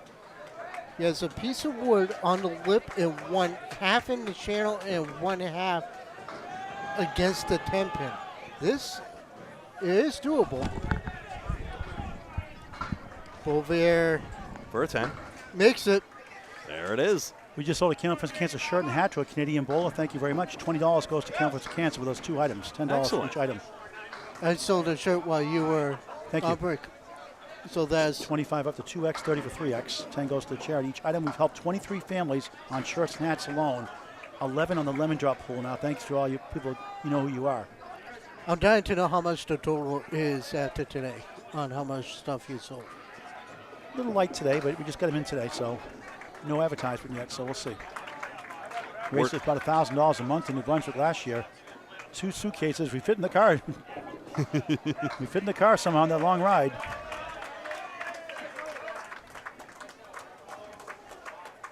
Shawn Baker. Oh, You got a break on that one. yeah, 8 pins hiding back there too. Dave Barber in the bonus. Nice ball, 8. Oh, God. Anything but the 54 through 17. 4. Corner post, 2 pieces. Make it 1. Is it 2 still? 2 still in the deck. They couldn't negate each other. That might actually go. That's actually not bad wood. Baker just missed inside. 1 on the 8. Let's see how he plays the wood here. Yeah, I mean, the wood's disjointed, but the ball could still deflect and the pins could still roll in. Trying to bounce it over. He does! Got the kick off the wall. Spare. Called it. How many shots have I No, it called? didn't hit the pin. It bounced off the wall. Technically. Technically, I called Technically it. wong, Kelly. Technically wrong. Just No, saying. no, 64 technically- half plus 1. Mute his microphone. I'm going to mute yours. Easy. All right. 64 and a ball for Barber. But I did say it can go. I didn't say how. Oh, gee, but wow, it Kev, did. that's great thoughts. Wow, it could go. Wow, that's great in-depth knowledge. That could go too for a strike, but it doesn't. Mute the microphone. Oh, Nice there's a ball, fill. 9. There's a On the good fill. spare, 73 half for Dave Barber. There's a good fill. The lead's cut to 1 in the match. 2 hits to 1 now for Maria Subs. This is the match we've been waiting for today, folks. A lot of exciting ones early on. Baker. Oh, he cherried great. it. Wow, what a cherry. Barber missed it, not by much. Wants that one back. Don't we all? Have to take advantage of your chances. Single pin's the easiest pin to pick up of all the pins standing by about 20-21%. Stats by Candlepin Bowling Network. As you'd expect it'd be easiest, but it's not 100%. Shawn at 10, 56 through 6.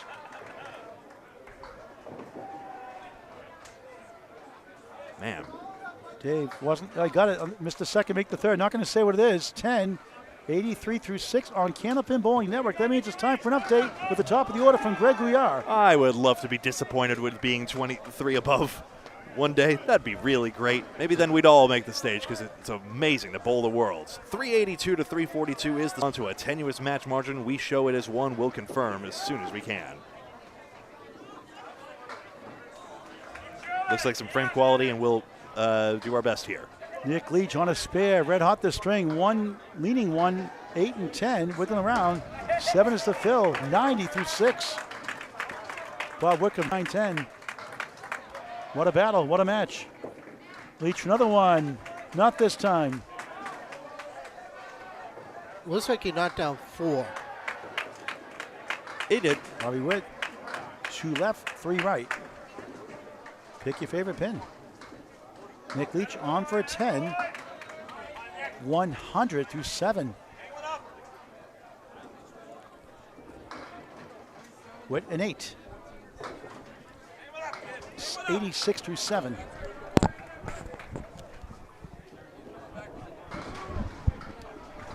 And now Lucky Strike leads the match by 8 of 49 in the string, with it down 2 hits to none. Both spares for the second and fourth bowlers for Maria Subs. Tim Douglas and Jon Winchell. Anyone's game, anyone's match. Wickham on the nose, 8. Once again, corner post. It is football season. CFL or NFL? Diamond right plus the 7 for Leach. I don't know about this 7. Away from bowling, I wouldn't be surprised, but right in the middle. Yeah, you're going to red line that because you have a pin right behind a piece of wood. Working with the wood. Oh, he got it! Wow. Offensive rebound, spare. Off the wall. 106 in the ball in the 8th. There's a 96 in the ball. 96 in the ball in the 8th. You're ahead of me. You're too quick on the controls, Greg. You're so fat, lightning fast. I'm never on time. Leach at 8-100 through 8. 3 spares to none from Maria Subs, but Lucky Strike leads the match by a touchdown. Alas, I got you again. 108 through 8. 3 marks up. Maria Subs decidedly ahead in this on total now, trying to get those 6 points. Tim Matero on the right, 70 through 6. Tornado time on lane 31 on the left. Tim Douglas, 69 in the ball. If Tim Douglas gets a strike here, I'm going to rate that as an EFI tornado. Another 5-7-10 split. See the wood holds on. Head scratcher, literally. Douglas on the spare, too far left. Another 6-pack. 4 is the fill, 73 through 6. Lucky Strike's up 2 in the match, down 2 marks to none. Internet stability.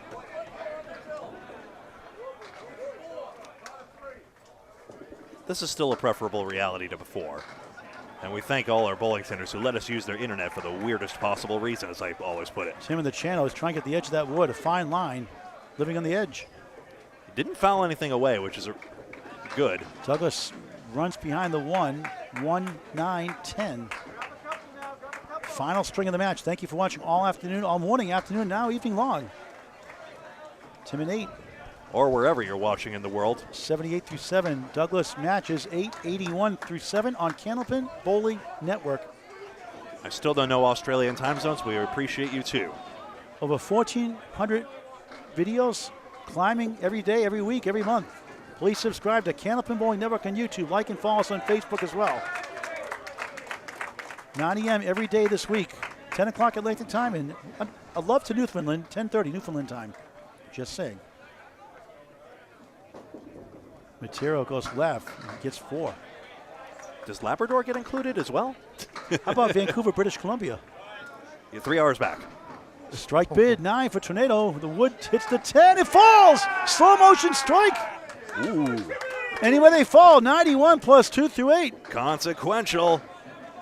Matero won't go. Lucky strike for not lucky strike team. Maria Subs. This is so a good match either way. Tim at 10. 8 so out. 8-8-8. 88 through 8. There we are. Lucky Strike still holding that string advantage. 2-pin lead for Lucky Strike in the match at 43 in the string. Trying to get 4 points back if they lost the first 2. Both balls not on marks. Right now, Lucky Strike has no marks. Maria Subs, 2 spares, 1 strike in their side. Still trying to get 8 points.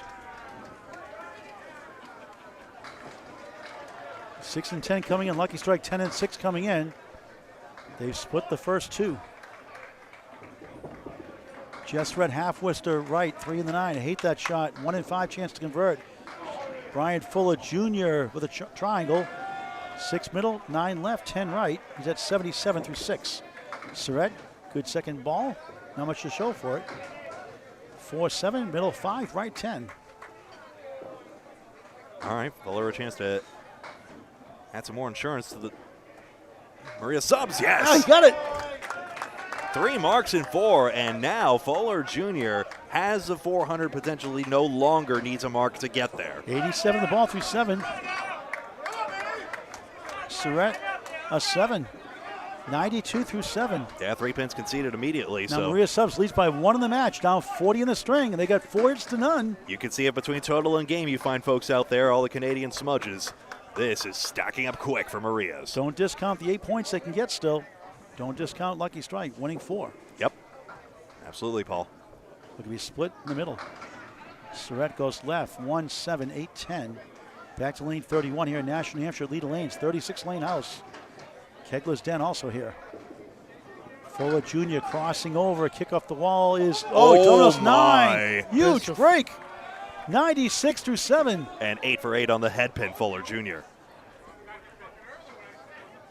He is now 6 over. He has to not lose 6 pins, and he could always just drill this 10 pin.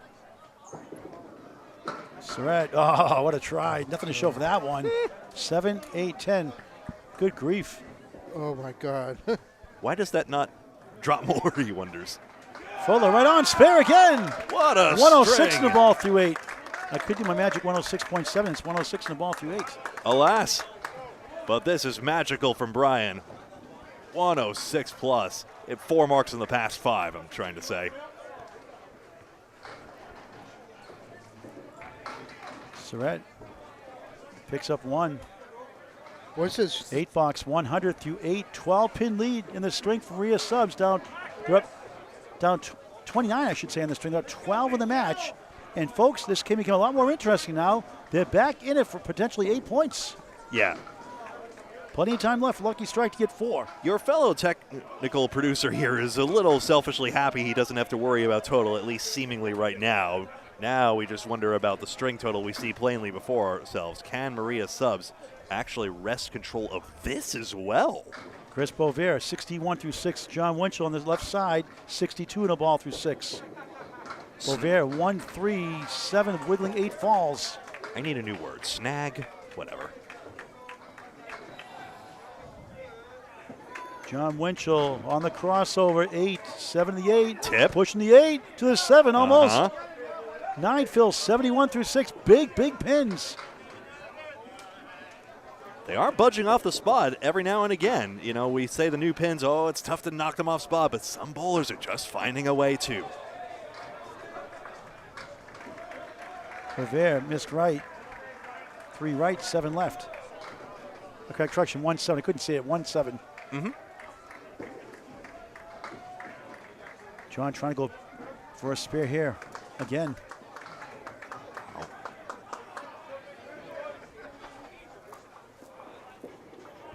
No. Missed it.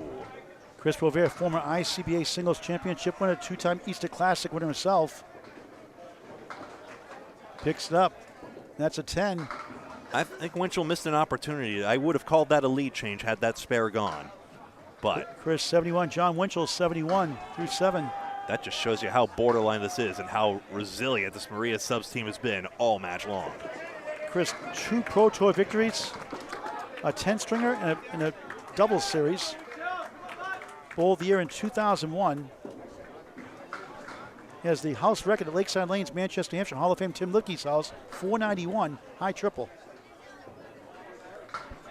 Multiple Friday Night Pro League titles, appearance on Channel 50, 25 appearances or so, he says.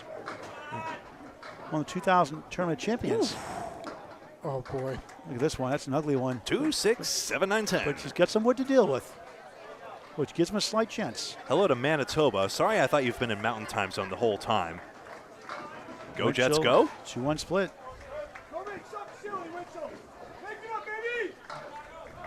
Yeah, Winnipeg Jets are having a great year this year. Anyway. Great match here tonight.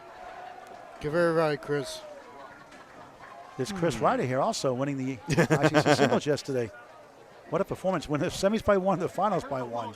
Absolute thriller, instant classic. Boisvert with the wood. No. Oh, no. Wow. Looked better than that, didn't it? Wow, I'm surprised. Would you take a look at that? Thankfully for him, Winchell's wood is wild here. It's right in front of the 5-pin. You guys should play that on the cap. Tried to go broadside instead. It did not work. No.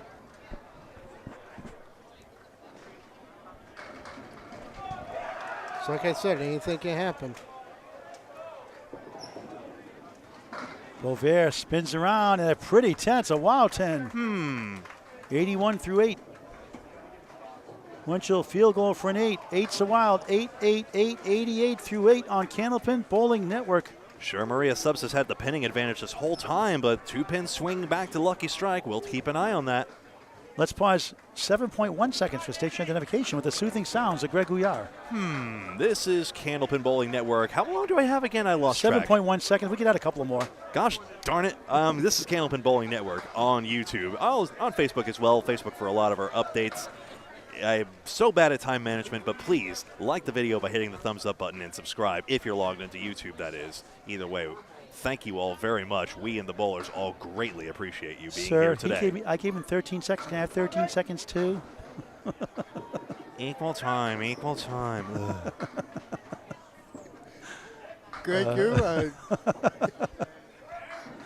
Oh, my God. Our viewers can't see me. You got to narrate. Yep. Dave Barber, 83 through 6. Shawn Baker, 56 through 6. Baker steals 9 somehow. Head pin left up. Yeah, 7 pin got bumped out. 1, 2, 7, 10. Barber, oh, what a try. Roll. Wood rolls, runs out of real estate. Yeah, made it about halfway across the back of the edge. Back edge. Shawn can use that wood possibly to go right at the pin. Doesn't want to cap it. He right on it. Who needs a piece of wood? Sharpshooter. Direct hit gone. 66 in the ball through 7 from Maria Subs. Dave, 10. 93 through 7. After this box, an update from Greg Gouillart heading to the final 2 boxes of this thrilling match. I will share one right now. 4 extra head pins for Maria Subs right now. So with the 4 extra marks for Maria Subs, I think they could very well have the advantage here, but they have to be filled. Barber off to the left, 4-2 split. So accurate. Can't hit the head pin every time, but he's one of the best. Mixed international champion for a reason. 6 Pro Series titles as well. Shawn Baker, 4 horsemen right, the 1, the 3, the 6, and the 10. So dominant at the Pro Series, they just let him run it.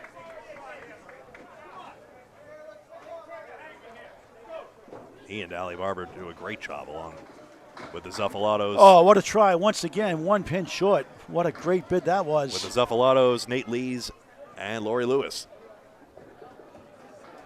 Always in every shot, Dave Barber. Baker off the wall. That won't go. Wraps around the 3 and the 10.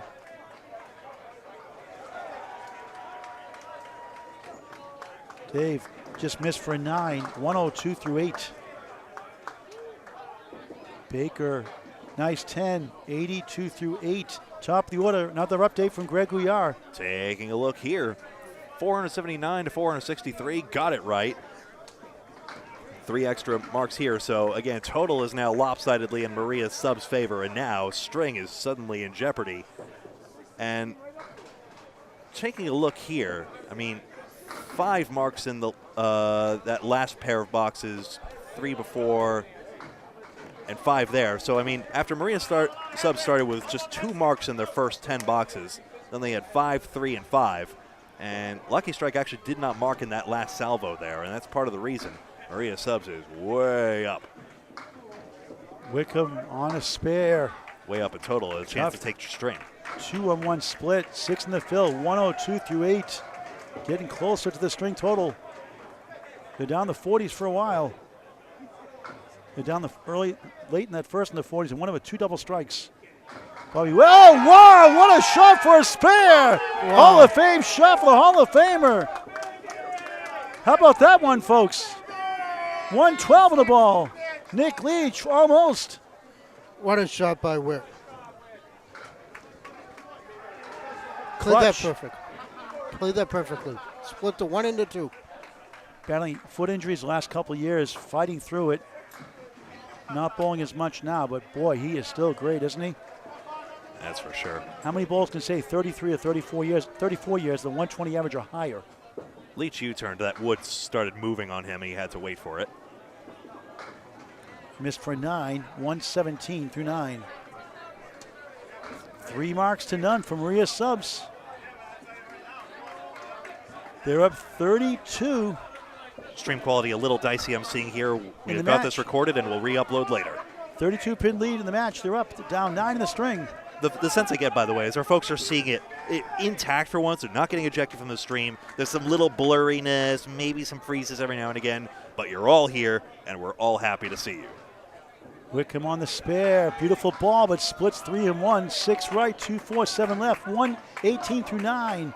Leach, 1, 3, 5, 8.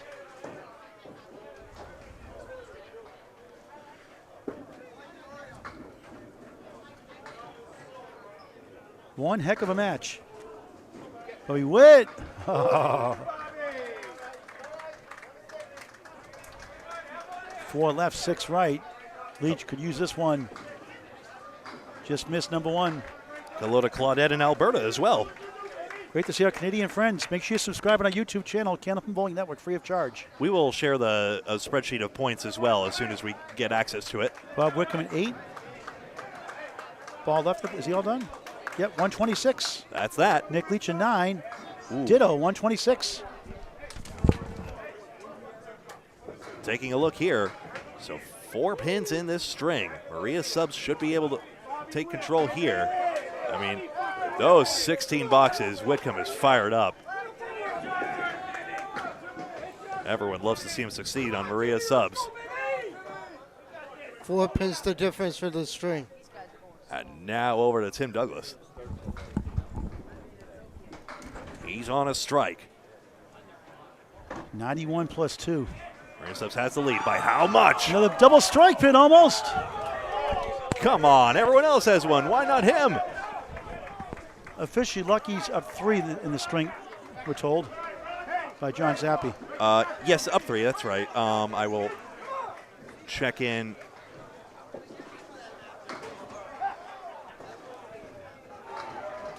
I can check real quick for you too, Greg, the scores, the bowlers. Sorry, I guess Leach is on. I'll check the totals for you in a sec. See if Tim can cap this down for a spare. You're on a strike, rather. I think Leach is on 125. I'll check that. Bounces over, almost. Yeah, you can see it on the pin plate out there, and you saw Douglas's longing expression. Stop. We're okay. 1 second. Marking the camera. No. Okay. Douglas on the strike, 9, 100 through 8. 10. Where's that spare? I couldn't see it. It's a 10 bucks, yeah. Right, so 110 through 9. Tim Matero. They're just happy to have the pin. A 7, 95 through 9. Yes, I believe Leach to have 120. Kid's right. 9 pin is right. 9. You're up 9 in the string. Maria's up 9 in the string. Yep.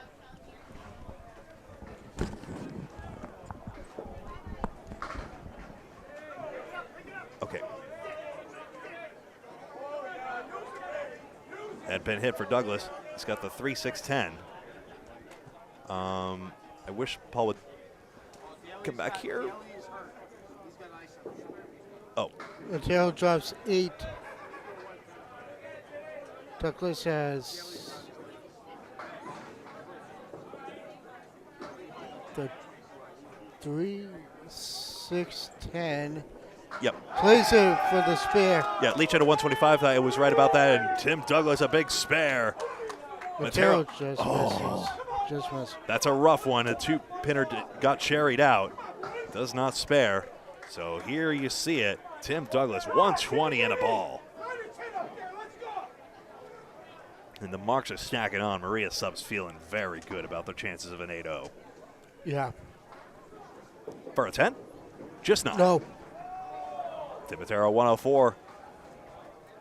By the way, Nick Leach's player slot finished out with a 353. Tim Matero with a 335. It's 9 pins. We got to confirm. Thank you. Tim Douglas, by the way, with 5 marks in this string, will go 120 plus.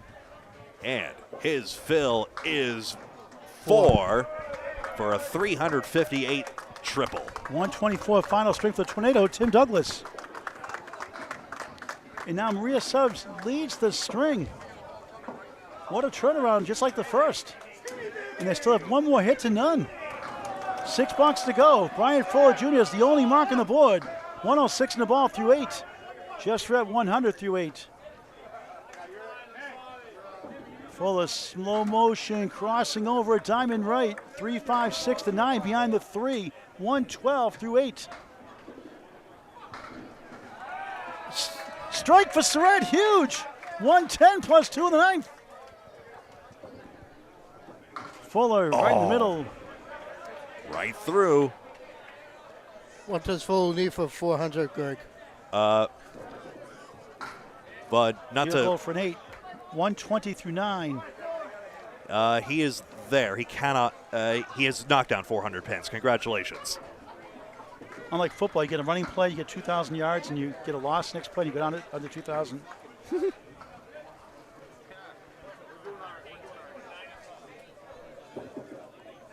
Jeff over 75 television appearances. Fuller gets the strike to go. 130 the ball, 400 plus. He didn't need to. Please stop. Brian Fuller Jr. What a match. I think he just wants to get high series. Why not? It's side pools that are going on for that, I would imagine. Oh, yeah, easy. Brian, 224 high single, pretty incredible. Maybe split? Good bid by Surette. On the strike, trying to get to 120.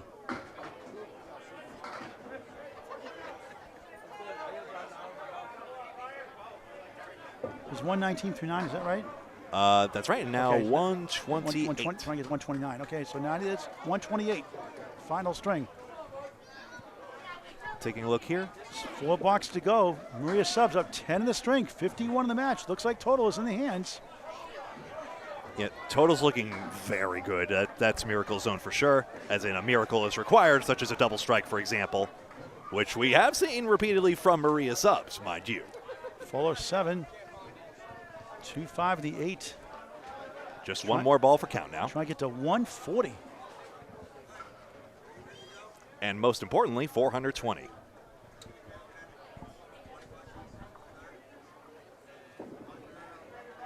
Nine, 139. Final string for Brian Fuller Jr.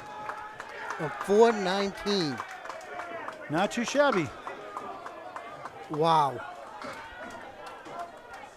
Now 4 blocks to go. Not on marks is Jon Winchell and Chris Boisvert. 88 for John. Chris 81 through 8 on Candlepin Bowling Network. 9 o'clock tomorrow morning, 10 o'clock Atlantic time, 10:30 Newfoundland time. 12 o'clock Vancouver, British Columbia time. Australia, next day. BC is 3 hours back. That's true too, yeah. Yeah, no. They got to get up at 6 a.m. to catch Sorry, our first 6 a.m. ball. I got it backwards, 6 a.m. There you go. Just testing you. See if you're paying attention. I am paying attention to big all the drop things. for Boisvert. Looked like a split. And thus none of the things, paradoxically.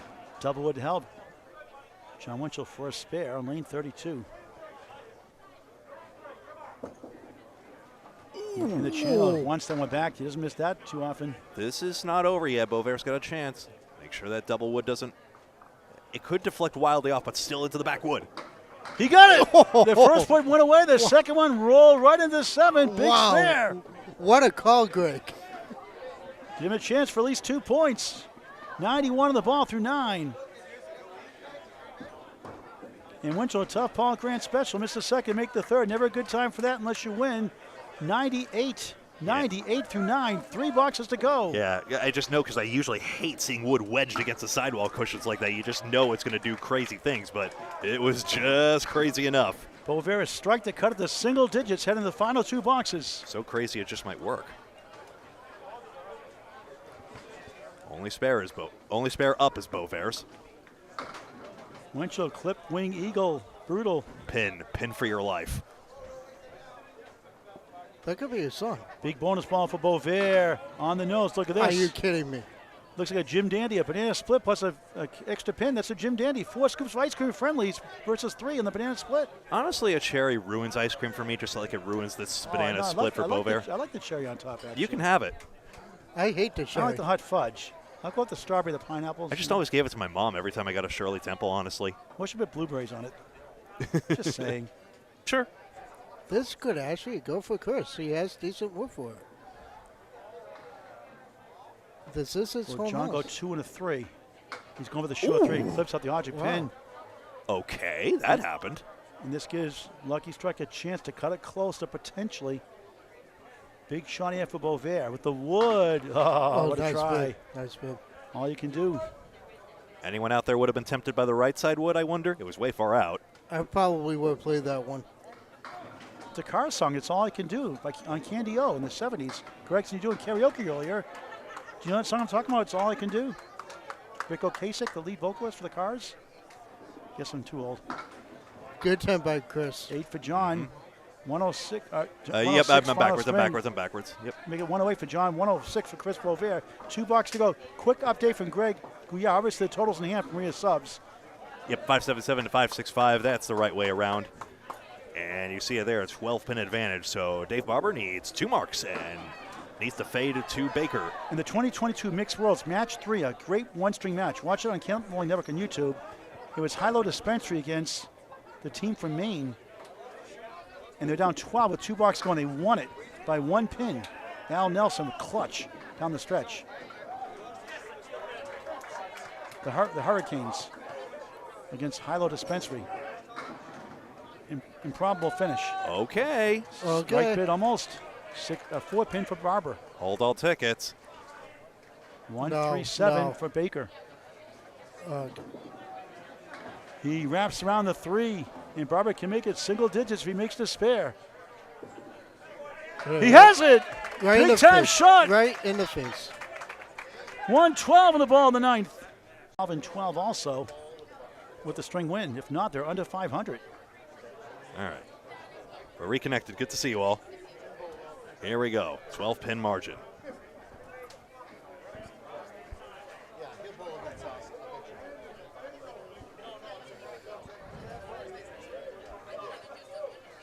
Here from Massachusetts, Shawn Baker in lane 32 in Nashua, New Hampshire, Leda lanes the World Tournament. On the crossover to diamond right, 27% success rate without wood. Stats by Candlepin Bowling Network. That'd be a big takedown if he can do it. How's this for Barber? He wants a strike. He gets 8. It's down to 4. Oh, boy. This is good. 4-pin lead in the string for rear subs. Can they hold on? Baker gets at least 1. Barber needs to convert. Baker for a spare. No! Barber can win it with the mark, potentially. He has to have it. Has to have the mark, though. For a spare. He got it! Clutch shot spare. Wow! Clutch. 130 to ball in the 10th. That even got me excited.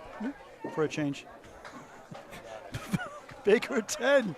102. Final string. It's a 4-pin lead. 5 to win. 4 for a tie. Yep, that's 4 pins for 1.5 for 2 points. and that's what we have as well. 597 to 593. This is a big ball. Ties just split the points. There's no overtime. Sorry, folks, but here it is. For the win. He will get it. 6 fill. They win it by 2 fingers. 136. Wow. Fade. Lucky strike, lucky win. You could say, wow, clutch ball of day. Barber down the stretch. Oh, but they've got the talent to allow themselves to get lucky every now and again. Hey, why not? 599 to 597. Both teams now sitting at 500, 12 and 12. Only fitting. I mean, I know Lucky Strike wanted more, but boy, that's going to be a good piece of momentum to go out on there. Thanks for watching this great and unbelievable game of Candlepin Bowling. Greg, we ought to wrap it up. So let's take a look here. Let's just digest everything. 18 marks to 18 in that. The pinning was 6 in Maria Sub's favor, but Lucky Strike ended up winning it by 8. And then we'll take a look here at the string totals. Fuller Jr. 139, Barber 136, among a bevy of other great scorers, all triple digits. And then let's take a look at the totals here. Asterisks indicate substitutes, but there's Brian Fuller Jr. with that 419, spearheading Maria Subs to a 6-2 victory. Great bowling all the way around. So that does it for our coverage here, but we'll be back tomorrow, 9 a.m. Eastern at 10 a.m. Atlantic, each day, every day. Kevin? And I'll be here as soon as I can. Excellent. So we'll see you all then. We'll probably be on YouTube, Candlepin Bowling Network, and we thank you all very much. So, from Leda Lanes in Nashua, New Hampshire, alongside Kevin Burns and Paul Grant, and on behalf of everyone here at Candlepin Bowling Network, my name is Greg Gouillart. Thank you so much for watching this presentation, and until tomorrow, so long.